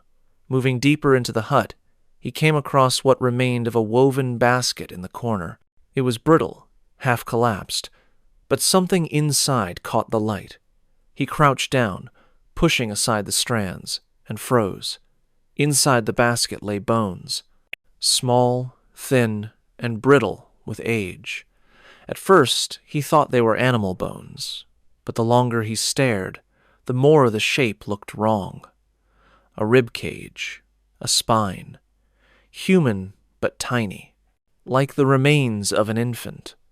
His breath caught in his throat. He stumbled backward, nearly tripping over the broken mat. A cold sweat broke across his skin. The villagers had spoken of the woman being shunned, accused of rituals. Had they left something here, or had something been born here that was never meant to be? Before he could process, the fluttering returned. This time it came not from above, but from inside the hut itself. The sound filled the small space, loud and suffocating, as though wings were beating in the shadows just beyond the edge of his light. He spun in circles, sweeping the beam wildly. The vines trembled against the walls. The roof groaned overhead. The sound grew louder, closer. Then it stopped. The silence was worse than the noise. The traveler's heart thundered, his flashlight shaking in his hand. He felt it then, not heard, not saw, but felt a presence in the room with him, heavy, unnatural, watching from just beyond the beam of light. His mind raced with questions, each one sharper than the last. Had the villagers been right? Had the woman truly become what they feared, a creature that split its body and hunted the living? Was this hut not a ruin, but a nest? The first complication had arrived, and it pressed against him with every second he lingered. Something had stirred. Something had noticed him, and the night was only beginning. The traveler's flashlight beam shook across the rotting walls of the hut, but the silence pressed in even heavier than before. His skin prickled, his chest tight, as though the air itself had grown denser. He told himself to leave, to step back out into the night and walk away, but his feet didn't obey. Instead, he lingered, staring at the basket of brittle bones in the corner. The unease in his stomach deepened. Why would such a thing be left here? Then, The fluttering returned. It started faint, like cloth flapping in the wind, but it grew louder, heavier, until it was unmistakable the sound of wings, enormous wings. The traveler's pulse hammered. He spun the flashlight toward the broken roof, but the beam revealed only gaping holes and creeping vines. The sound grew sharper, circling the hut, though the night sky outside looked empty. And then he wasn't alone. "Get out." The words were whispered, urgent, and came from just behind him. The traveler whipped around, flashlight cutting across the shadows. A figure stood near the doorway. It was a woman, elderly, stooped, her face etched with deep lines, her eyes sharp even in the dim light. She wore a faded dress, her hands trembling slightly as she raised them in warning. "You don't belong here," she hissed. "This is not a place for the living." The traveler stumbled back, his mind racing. He hadn't heard her enter, hadn't seen her approach. She seemed to have materialized from the shadows themselves. "Who are you?" he managed to whisper. The woman didn't answer directly. Instead, she glanced toward the broken ceiling, her expression grim. "She listens when you stand here. She smells your blood." The traveler's throat tightened. "Who?" The woman's eyes darted toward the basket in the corner, her lips pressed into a thin line. "The one they cast out, the one they called a monster." Her voice shook now, both with anger and fear. They thought death would silence her, but hunger doesn't die. The traveler swallowed hard, his flashlight trembling in his grip. The woman stepped closer, her voice urgent, almost desperate. "You must leave before she comes. Once the wings take flight, there is no running." But even as she spoke, the sound of wings thundered overhead. The hut rattled, the vines trembling against the wooden walls, as though the air itself had been stirred by something massive. The traveler raised his light instinctively, sweeping across the ceiling. Through a gap in the roof, he caught a glimpse, just for an instant, of something pale and sinewy, vanishing into the night. The woman gasped sharply, her eyes wide. "It's too late." Her sudden shift sent panic surging through him. "What do you mean too late?" he demanded, his voice cracking. The old woman turned her gaze on him, her expression hollow now, resigned. "You've stepped into her nest. She's already chosen you." The words hit like ice. The traveler staggered back, his mind reeling, but questions piled faster than answers. Who was this woman? A villager who still dared approach the hut, or something else entirely? Why had she come now, when he was already inside? Before he could speak again, a sharp sound split the silence. Not wings this time, but scraping. The floorboards groaned, beneath the weight of something dragging across them. The traveler whipped his flashlight downward. The basket of bones had shifted. The woven strands creaked as though something inside was moving. The traveler's stomach dropped as the tiny ribs shifted slightly, then stilled. His breath hitched in his throat. The old woman stepped back toward the doorway, her eyes fixed on the traveler with something between pity and fear. "You should never have come here. She never left. She only waits." The words hung in the heavy air, unanswered. The wings flapped again, louder, circling above the hut, and with each beat, the air inside seemed to pulse, pressing harder against his chest. The traveler raised his light to the window, searching the sky, but it was empty, silent, still. And yet, the sound of wings filled the night as if the creature were already overhead. The conflicting presence of the woman deepened the terror. Was she a savior, trying to warn him, or part of the curse itself, drawing him deeper into fear? The traveler could no longer tell.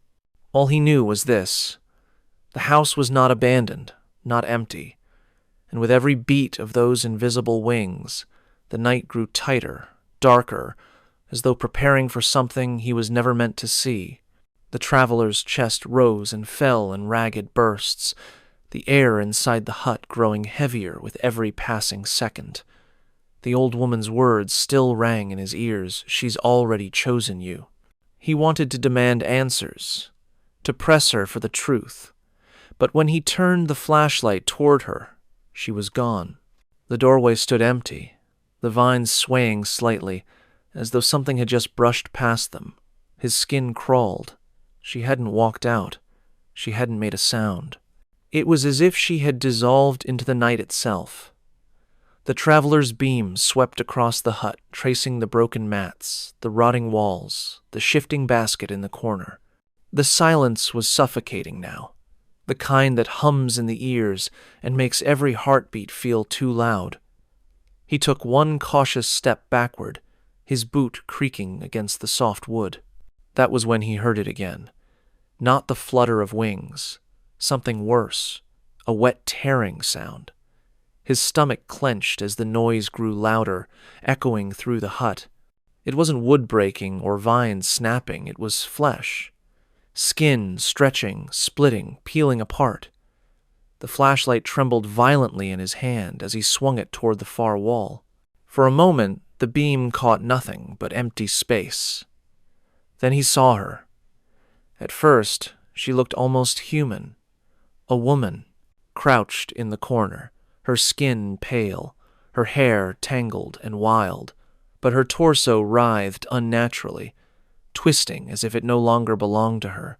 Her lower body was limp, useless, slumping toward the floor while her upper half arched upward, straining against itself. The sound he heard was her body tearing itself apart. His throat closed as he watched the impossible unfold. With one sickening motion, her torso separated fully, detaching from the waist with a wet snap. Her entrails dangled and glistened in the flashlight's beam, swaying slightly as if alive. Her eyes met his, sharp and predatory, her lips curling into a smile that revealed teeth too long, too sharp. The traveler's legs locked. His body screamed to flee, but his muscles betrayed him. He could only watch as she stretched out her arms, leathery wings unfurling from her back with a grotesque shiver. The wings snapped once, twice, filling the hut with a gust of foul, damp air.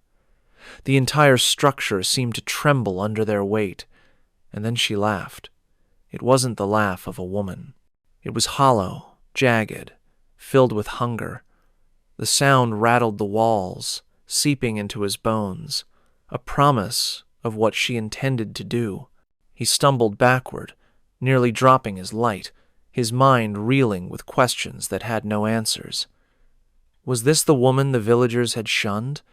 Had she truly become the very creature they feared? Or had their hatred, their whispers, created this thing, feeding it into existence? The creature's wings beat again, dust raining from the rafters. She hovered slightly now, her entrails swaying as her lower body remained slumped on the floor. Her head tilted sharply, unnaturally, as though studying him like prey. The traveler's vision blurred with panic. His flashlight beam flickered as he raised it higher, catching glimpses of her face in stuttering light. Sometimes she looked human, her features twisted with pain. Other times, she was monstrous. Eyes, black pits, mouth stretched, too wide. The images overlapped until he no longer knew what was real. Then came the final shift. The basket in the corner moved again, tipping slightly as though pushed from within. The traveler's gaze snapped toward it, dread crawling up his spine. Slowly, deliberately, the bones inside began to rattle, not from the shaking of the hut, from something else, something alive. The creature's eyes followed his gaze. Her smile widened, and in that moment, the traveler understood the truth with horrifying clarity. This house wasn't just her lair. It was her nest. The bones weren't forgotten remnants. They were offerings, leftovers, evidence of what had already been claimed. The realization shattered the last of his composure. He staggered backward, slamming into the wall, his breath tearing in and out of his lungs. The wings thundered again, the creature lifting higher, her laughter swelling. He could no longer tell if the night outside was silent or if the entire world had narrowed into this one unbearable moment. One thought blazed in his mind, sharp and inescapable. He was not inside an abandoned hut. He was inside the hunting ground of something that was never supposed to exist, and now it had chosen him. The traveler's chest heaved as the Manananggal hovered before him, her wings beating the stale air into violent gusts. Dust and fragments of the ceiling rained down, yet he could not tear his eyes away from the grotesque sight of her body split in two, her upper half floating, her entrails dripping in the beam of his trembling flashlight, her lower half slumped uselessly on the floor like discarded skin. He pressed himself against the wall, his mind breaking under the weight of what he was seeing. He had come to disprove a legend, to laugh at a myth. But the myth was alive, breathing, flapping its wings in the shadows of this hut. Every warning the villagers had whispered was no longer a story, it was a truth he wished he had never touched. The Manananggal's head tilted sharply, unnaturally, as though she were listening. Her smile widened, revealing rows of teeth, long and needle-like, and then she spoke. "You heard them, didn't you?" The voice was low, drawn out, vibrating with hunger. The traveler froze. She was not speaking with her mouth. The words seemed to crawl directly into his head, bypassing the air, sinking into his thoughts. He wanted to deny it, to shut it out, but the sound consumed him. You heard the wings. You saw the bones. You felt the hunger. Her words reframed everything, the flutter overhead, the basket in the corner, the cries that had pressed against the silence. None of it had been random. They were warnings, signs left behind by those who had dared to step too close. The bones were not simply remains. They were reminders. The flutter in the sky was not an echo. It was her circling, waiting for night to deepen. The old woman's warning returned to him in fragments. She listens. She smells your blood. Once the wings take flight, there is no running. The traveler's throat tightened. "Why me?" he managed to whisper, his voice shaking. The Manananggal's entrails swayed as she lowered closer, her wings folding slightly as if to draw herself in. Her face was pale, stretched tight, her eyes glimmering with something between fury and hunger. "Because you came," she whispered into his mind. "Because you stood at my door and did not turn away. You stepped into the nest, and the nest does not forgive." The words seared into him, and suddenly every rumor he had dismissed lined up with a horrifying clarity. The villagers refused to come near after dusk, not because they feared ghosts, but because they knew she still lingered, returning to her lair when the sun fell. The face at the window, the fluttering in the sky, the shifting bones, they weren't tricks of imagination. They were part of her. A cycle, she repeated over and over, waiting for those foolish enough to enter. The traveler's perspective shattered. This was not a haunted house. This was a trap. A lure dressed in decay, drawing the curious close enough to step inside. The Manananggal's voice pressed harder into his skull. "They cast me out. They left me here to starve. But I learned to feed. I learned to survive. And now, every step you take is mine." Her wings flared suddenly, the gust slamming him against the wall. His flashlight flickered wildly, its beam slicing across the room in erratic bursts. For an instant, her form blurred, sometimes woman, sometimes shadow, sometimes nothing at all. His head spun as though reality itself was bending around her. Then, silence. She hovered before him, her mouth curling into a smile that was almost human. "When they whisper of me, they keep me alive. When they fear me, they give me strength. And when fools like you come here to see me for themselves—" Her voice trailed off, her teeth glinting in the beam. "I take what I want." The revelation settled like ice in his bones. This was not just about hunger. This was about survival through memory. Every story, every warning, every whispered name kept her rooted in the world. She was more than a monster. She was a legend feeding off belief itself. The traveler's mind reeled with the weight of it. If she thrived on being remembered, then he had already given her exactly what she wanted. He had walked in, he had seen her, and now her story lived inside him. And that meant her curse would follow him, no matter how far he ran. He realized then, with cold clarity, that leaving the hut would not mean escape. It would only mean carrying her with him. The traveler stumbled toward the doorway, his flashlight beam jerking wildly across the rotting walls. The Manananggal hovered behind him, her wings beating in slow, deliberate rhythm, each gust rattling the hut like the pulse of a predator that knew its prey had nowhere to run. He could feel her words still clawing at his mind, the truth echoing inside his skull. "You came, and now you carry me." He broke into a desperate run, crashing through the threshold into the humid night air. The jungle stretched wide and silent around him, yet the silence no longer felt empty. The sound of wings followed, not above, not behind, but all around, circling the trees, stirring the branches. He sprinted down the path, vines clawing at his clothes, his breath tearing in ragged gasps. At last, the outline of the village lights flickered in the distance. Relief surged through him, but it was thin, fragile, because even as he neared safety, the sound did not fade. The wings were still there, circling overhead, invisible but undeniable. He stopped just before the first house, his body trembling, sweat pouring down his face. The villagers had been right. The hut was no ruin. It was a nest, and he had stepped inside willingly. Behind him, the night grew still. No wings, no laughter, only silence. He dared to believe he had escaped, but as he turned toward the village, his heart froze. In the dark window of the nearest hut, a pale face stared back at him, a woman's face, her hair hanging low, her mouth curled into a smile far too wide.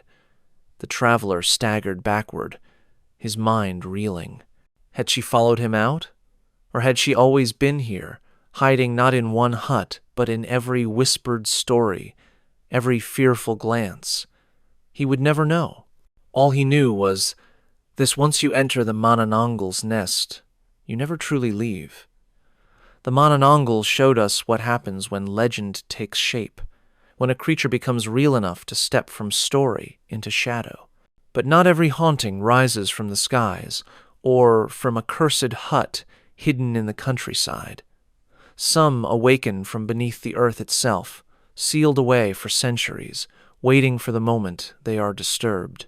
In China, one discovery shook the world of archaeology not because of what was found, but because of what followed. A body so perfectly preserved it seemed impossible, skin soft, hair intact, blood still in her veins after 2,000 years. But with her unveiling came whispers of visions, nightmares, and a presence that refused to rest. This is the ghost of Lady Dai, a spirit whose beauty survived death, and whose curse may have as well. In the summer of the 1972nd, deep in Changsha, a team of archaeologists made a discovery unlike anything they had ever seen. Their leader, a weary but determined researcher, had spent years combing through records of the Han Dynasty. He believed that beneath a small hill outside the city lay something important, something that had been hidden from the world for 2,000 years. His colleagues scoffed at first, but he pressed on. Excavation began, and soon The soil revealed a network of sealed chambers, untouched since the days of ancient emperors. The air that escaped when they first broke into the tomb was thick and sour, a stench of centuries compressed into darkness. The workers gagged, some even fainted, but curiosity drove them forward. Torchlight spilled across walls, lined with lacquered coffins, silks, and treasures buried with the dead.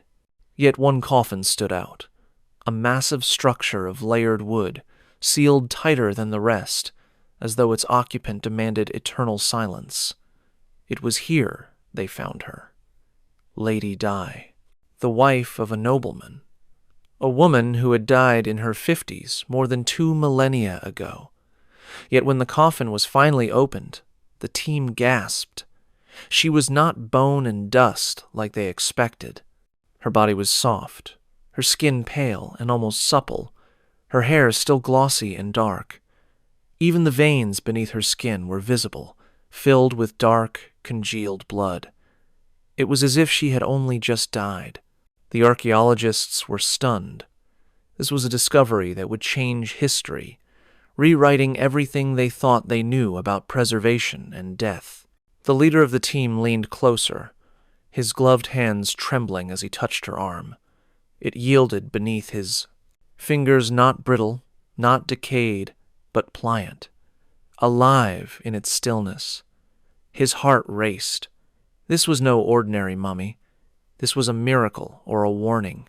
Their goal was clear: to study, to document, to preserve, to take her from the tomb and into the world of science and display. But even as they worked, unease began to spread.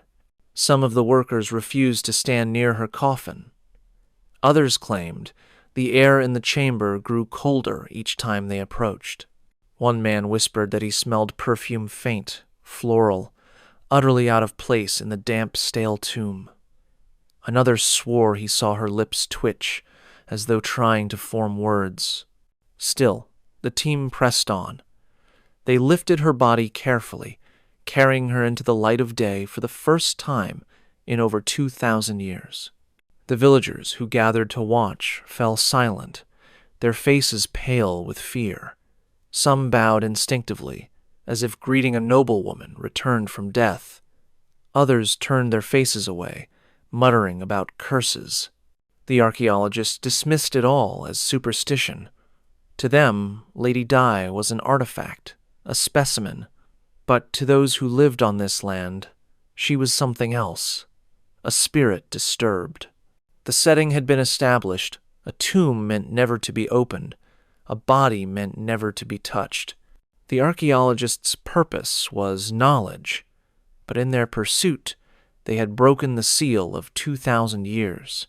And though they didn't yet realize it, they had awoken something far older than their science could explain. From the moment Lady Dai left her tomb, the air around her seemed to shift. The researchers marveled, the villagers whispered, and the unease deepened, because some things buried that long are not meant for discovery. Some things, once disturbed, will never rest again. The team of archaeologists worked tirelessly as Lady Dai's body was transported from the tomb to a nearby research facility. Cameras flashed, notebooks filled with frantic sketches and observations, and voices buzzed with excitement.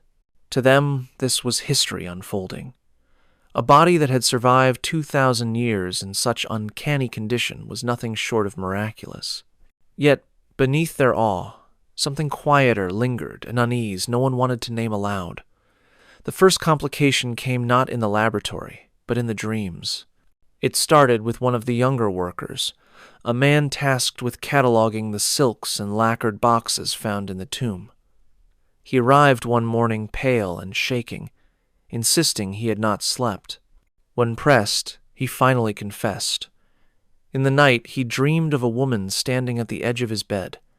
She wore flowing robes of silk embroidered with delicate patterns, her hair coiled in elaborate knots. Her skin was pale, her eyes wide and unblinking. She said nothing, but he felt her presence pressing against his chest, as though she were leaning closer, trying to draw the air from his lungs. The others laughed it off. Stress, they said. The excitement of the dig, the long hours, the weight of history. But then another man reported the same dream, and then another. Soon, nearly half the team whispered of it waking in the dead of night to see a woman in robes watching them silently, her shadow stretching unnaturally long across the walls. The lead archaeologist dismissed it all as coincidence, yet his own hands trembled when he handled Lady Dai's body. There was something about the way her lips seemed too soft, too alive, as if they might part at any moment. When he caught his own reflection in the glass of the display case they had built for her, his stomach twisted. For a fleeting second, the glass didn't reflect him at all. It reflected her, eyes open, lips curved into the faintest of smiles. He said nothing. To admit it would mean giving life to the rumors that were already spiraling out of control. Meanwhile, the villagers who had watched the removal of the body grew restless. They warned the archaeologists in hushed, urgent tones. Lady Dai was no artifact to be studied. She had been sealed for a reason, locked away with care and reverence. To disturb her was to invite a curse. The team waved them off, but the warnings did not stop. Some villagers even began leaving offerings, bowls of fruit, sticks of incense placed quietly outside the facility at night. Inside, the strange events multiplied. A technician swore she smelled perfume while adjusting the lights over the body. It was faint but unmistakable, a floral scent, too delicate for a sterile lab. Others noticed how the air turned cold around the display, even when the rest of the room was sweltering under summer heat. One worker dropped his clipboard in fright when he brushed against the glass and felt it vibrate as though something inside had moved. And then came the incident with the photographs. A photographer tasked with documenting every angle of Lady Dai developed his first set of film and found something that should not have been there. In several shots, a faint outline appeared hovering just behind her body. Not dust, not shadow, something resembling a woman's face. Blurred but present, her eyes glimmering faintly in the light. He locked the photos away, showing them only to the lead archaeologist, who tore them to pieces in front of him and ordered him not to speak of it again. But word leaked, as it always does. The question spread quickly among the team. Was Lady Dai's spirit still tied to her body? Had moving her disturbed something that had been carefully sealed for centuries? The lead archaeologist tried to keep control, pushing the team to focus on science. Yet at night, even he woke in terror, his heart pounding, convinced he had heard footsteps circling his bed. He never admitted it to anyone, but the image burned into his mind remained the same.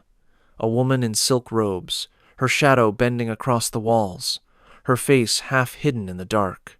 The first complication had arrived, and it would not leave. This was no ordinary excavation. This was the unsealing of a presence that had waited patiently for 2,000 years. And now, with her tomb broken and her body displayed under the glare of electric lights, Lady Dai had stepped into their world not with her body, but with her gaze, and the gaze never left them. The unease around Lady Dai's body grew with each passing day, until it no longer felt like unease at all. It felt like a presence. The archaeologists carried on with their work, writing reports, photographing artifacts, cataloging silks and lacquered boxes, but the air in the lab was thick with dread. No one wanted to admit it openly, yet all of them sensed the same thing. They weren't alone. The second wave of strangeness came in the form of accidents. Small at first. A worker tripped over a cord and fractured his wrist. Another sliced his hand badly on a piece of broken glass while setting up the display case. Each incident could be explained away, but they happened in quick succession, always in the room where Lady Dai rested. Soon, whispers spread. She didn't want to be touched, didn't want to be moved. The team split into two camps. On one side stood the lead archaeologist, firm and defiant. To him, these were nothing but coincidences amplified by superstition. He refused to let centuries-old ghost stories derail his work. On the other side were younger assistants and technicians, shaken by the dreams, by the accidents, by the faint perfume that lingered without source. Some refused to enter the chamber at night. Others insisted on bowing slightly before approaching her display, whispering apologies as if to placate something unseen. The tension deepened when a guard assigned to the facility quit abruptly after a night shift. He arrived at dawn, pale as death, shaking uncontrollably, refusing to say much. The only words he managed before leaving for good were, "She was standing at the glass." The archaeologist brushed it off, but the story spread quickly. Soon, villagers began gathering outside, leaving more offerings, flowers, incense, small bowls of rice. They whispered warnings to the team, saying Lady Dai's tomb had been sealed so tightly for a reason. She was never meant to see the light again, one elderly woman told them. "You've woken her, and she will not rest." The archaeologist grew angry, insisting on rationality. "There are no curses," he snapped at his staff. "Only science. Do your jobs." But his voice betrayed cracks of doubt. That night he dreamed of her for the first time. She stood at the foot of his bed, just as the others described, her robes heavy with embroidered silk, her skin far too pale, her lips curving faintly as if she recognized him. He woke drenched in sweat, but he told no one. Meanwhile, the strangeness grew bolder. A technician documenting artifacts swore he heard soft footsteps behind him, though he was alone. Another worker caught sight of her reflection in the glass, not lying motionless on the display bed, but standing upright, her head slowly turning toward him. He screamed, collapsing in fright, and refused to return. Then came the photographs. Again, a replacement photographer took new images for official records. When the prince returned, the blurred figure appeared once more Lady Dai, but not as a body, as a presence. In some shots, she seemed to be inside the glass. In others, hovering just behind the archaeologists, her silk robes trailing like smoke. The lead archaeologist tried to confiscate them again, but it was too late. Copies had already spread. The conflict boiled over. Half the team wanted to halt the work, to return Lady Dai to her tomb, to reseal her away. The other half pushed forward, desperate to finish what they had started. The archaeologist fought harder, but his authority was slipping. The younger staff whispered of leaving entirely. One even claimed he had been choked awake by invisible hands in the middle of the night. Lady Dai's face pressed. Close to his, her breath hot against his ear. The final blow came as a clue. Buried in the old texts the archaeologist had studied before the dig. A junior researcher, digging deeper into records of Han Dynasty burials, discovered a line that made his blood run cold. It described certain nobles being buried with seals of silence, tombs locked with elaborate layers of wood and clay, not only to preserve the body, but to keep the spirit contained. Lady Dai's coffin had been sealed more tightly than any the archaeologists had ever seen, layer upon layer, as if every barrier was another warning. The young researcher shared his discovery in hushed tones. She wasn't meant to be found, he said. The tomb wasn't just to preserve her, it was to bind her. The revelation fractured the team completely. Science versus superstition, ambition versus fear. But beneath the arguments, one thing was undeniable. Since the moment Lady Dai was lifted from her tomb, Something had been watching them, and with every day that passed, that presence grew stronger, bolder, and harder to ignore. It was no longer a question of whether the curse was real. The question was how much further it would go. The research facility was no longer a place of science. It had become something else, something tense, suffocating, alive with dread. The staff avoided the chamber where Lady Dai rested, slipping past the door with their eyes lowered, refusing to linger. Even those who still clung to reason could not deny the way the air shifted when they entered, colder than the rest of the building, heavy with a faint perfume that refused to fade. The lead archaeologist insisted they continue. He spoke of duty, of history, of rewriting what was possible in human preservation. But his words sounded brittle now, unconvincing even to himself. He had begun to look pale, his eyes rimmed red from sleepless nights. He never admitted what haunted his dreams. Lady Dai's eyes opening, her lips moving soundlessly, as if whispering secrets only he could hear.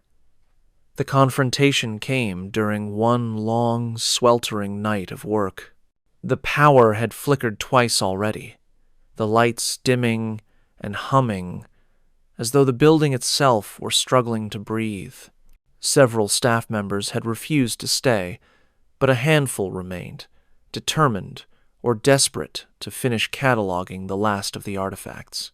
The lead archaeologist paced nervously, clutching a clipboard, pretending to write notes while his hand shook so violently the pen left jagged scratches. Then, the first scream shattered the silence. It came from the far end of the hall, where a technician had been photographing silk garments. The others rushed toward him, only to find him on the floor, eyes wide, his camera shattered beside him. He was gasping, pointing a trembling finger toward the display chamber. "She moved," he stammered. She stood up." The archaeologist barked at him to get a hold of himself, but his own voice cracked. Slowly, the group turned toward the chamber door. The glass walls shimmered faintly in the low light, reflecting their anxious faces. Inside, Lady Dai's body lay exactly as before, motionless, pale, impossibly preserved. Yet something was wrong. The air rippled around her, faint but visible, as though the glass was breathing. One of the younger assistants stepped closer, pressing a hesitant hand to the surface. Instantly, she yanked it back, her face draining of color. "It's warm," she whispered. The room fell silent. The glass surrounding Lady Dai's body should have been cold. The entire display kept under controlled conditions. Yet, as the archaeologist reached out with his own trembling fingers, he too felt the glass pulsing with heat, like skin alive with blood. Before anyone could react, the lights flickered again, then went out completely. The room plunged into darkness, broken only by the weak beams of flashlights fumbling on. In the chaos, another voice cried out. "Look!" Every flashlight swung toward the display. Her eyes were open. Lady Dai's body lay exactly where it had been placed, but her eyelids had lifted, her gaze fixed on the group huddled in terror. The eyes were dark, glossy, wet, not clouded with decay but alive. Her lips were parted slightly, and for a heartbeat, some swore they saw them move. A whisper, too faint to catch, stirred the air. The assistants stumbled backward, some dropping their flashlights entirely. The beams spun across the walls, creating jagged, frantic shadows. One man shouted for the door, but when he tried the handle, it refused to budge. The lock groaned, as though held by something unseen. The archaeologist pressed closer, his mind spiraling between denial and awe. He had wanted to rewrite history, and here it was rewriting itself before his eyes. "This is impossible," he muttered, yet his voice trembled. He raised a flashlight directly at her face. The pupils contracted. The group erupted into screams. The lights surged back on with a violent hum. The glass display stood silent once more. Lady Dai's eyes were closed again, her body perfectly still. For a moment, it seemed as though nothing had changed. Yet the warmth still radiated from the glass, the perfume still lingered in the air, and the memory of those open eyes seared itself into everyone who had seen them. What was going on? Was this some trick of preservation, a scientific phenomenon beyond their understanding? Or had they truly disturbed a spirit, breaking a seal meant to hold her for eternity? No one spoke as they stumbled out of the chamber, pale and shaking. The unanswered question pressed heavier with every step. Had Lady Dai awakened, or had she never truly slept? The facility was never the same after that night. The moment Lady Dai's eyes had opened, whether real or imagined, left the team fractured. Some refused to set foot in the chamber again, while others lingered at its edge, drawn in spite of themselves. The lead archaeologist, once so certain, now moved with the weight of a man carrying secrets. He said little, but his face grew hollow, his hands shaking when he tried to write. The staff whispered among themselves, the words echoing like prayers and curses in equal measure. The revelation came slowly, not in one sudden strike, but in fragments pieced together from old records, the villagers' warnings, and their own haunted experiences. It began with a junior researcher who had spent nights digging through Han Dynasty texts. He came forward one morning, his eyes red with exhaustion, clutching a brittle manuscript. He explained that Lady Dai's burial had been unlike any other. Her tomb had been sealed with layer upon layer of coffins, each enclosed in lacquered wood and clay. The process had been extreme, far more elaborate than necessary to preserve her body. To him, it wasn't about preservation at all. It was containment. She wasn't meant to be disturbed, he whispered. The seals weren't to protect her. They were to protect us from her. The words reframed everything they had seen. The nightmares of the silk-robed woman, the perfume that drifted without source, the reflections in the glass. These weren't random occurrences. They were echoes of a presence bound to her body, a spirit that had been kept in silence for 2,000 years. And by prying open the tomb, by lifting her into the world of lights and cameras, they had broken that silence. One of the technicians, pale and trembling, added her own piece. She had spoken to the villagers again, desperate for answers. The elders told her Lady Dai had been no ordinary noblewoman. She was said to have wielded influence far beyond her station, a woman both revered and feared. Rumors claimed she had dabbled in rituals to preserve her beauty, consuming elixirs and herbs meant to cheat death. Some believed those same practices had bound her spirit unnaturally, tethering her body to the world of the living. The revelation spread like wildfire through the team. Lady Dai was not simply a preserved corpse. She was a presence, still clinging, still aware. The tomb had been her prison, and in breaking it open, they had freed her gaze. The lead archaeologist resisted at first, clinging to science. "It is decomposition, nothing more," he insisted. The conditions of the tomb were unique, the preservation extraordinary, but nothing here is beyond explanation. Yet his voice wavered, and that night one of his assistants heard him speaking alone in the chamber, whispering apologies in a trembling voice to the still body inside. The strangest clue came days later. A visitor, one of the first civilians allowed to view the body under tight supervision, left the museum shaken. He claimed he had leaned close to the glass, peering at Lady Dai's face, when he caught the faint scent of perfume. Sweet, floral, delicate. But more than that, he swore he heard a voice. A woman's voice, murmuring in his ear, though no one stood near him. The words were indistinct, but the tone was unmistakable, sorrow, and anger intertwined. The staff dismissed him publicly, but in private they all admitted the same thing. They too had heard whispers. Not loud, not clear, but enough to freeze their blood. Piece by piece, the truth settled in. Lady Dai had not been meant for discovery. Her body had been sealed away not just as a marvel of preservation, but as a warning. The dreams, the reflections, the warmth of the glass, all of it pointed to the same conclusion. She was aware, and she was not at rest. The revelation reframed every earlier event. The nightmares were not imagination, they were her reaching out. The blurred figures in photographs were not errors. They were glimpses of her shadow moving where her body did not. The warmth of the glass was not a malfunction, it was the living echo of a spirit bound to a body that should never have been unearthed. The archaeologists had wanted to uncover history. Instead, they had awakened it. And though none of them dared to speak it aloud, they all understood one thing now. Lady Dai was not just an artifact. She was watching, and she did not want to be seen. The team dissolved in silence after the truth settled over them. Reports were left unfinished, cameras locked away, and the once busy chamber became a place no one wanted to enter. The lead archaeologist, pale and hollow-eyed, stopped arguing altogether.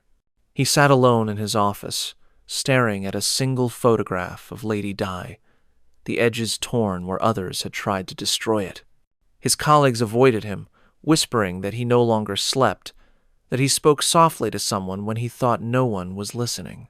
Within weeks, several members of the team requested transfers, abandoning the project entirely.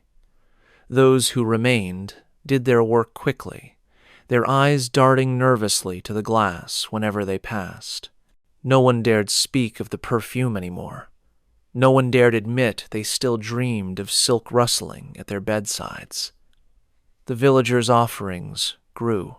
More bowls of rice, more incense, more whispered prayers piled at the museum's doors, as if the people outside knew something the archaeologists refused to accept.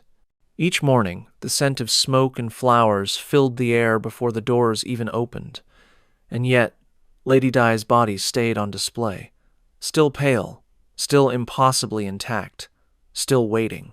The final twist came one night when a janitor, one of the few who still entered the chamber alone, reported something no one could explain. He swore he had walked past the glass and seen her eyes open again, not for a moment, not as a trick of the light, but wide and steady, following him as he moved. He left the building in terror and never returned. The museum dismissed it publicly, but behind closed doors, no one laughed, because deep down they all knew the same thing. The tomb had been sealed for a reason, and once broken, it could never be sealed again.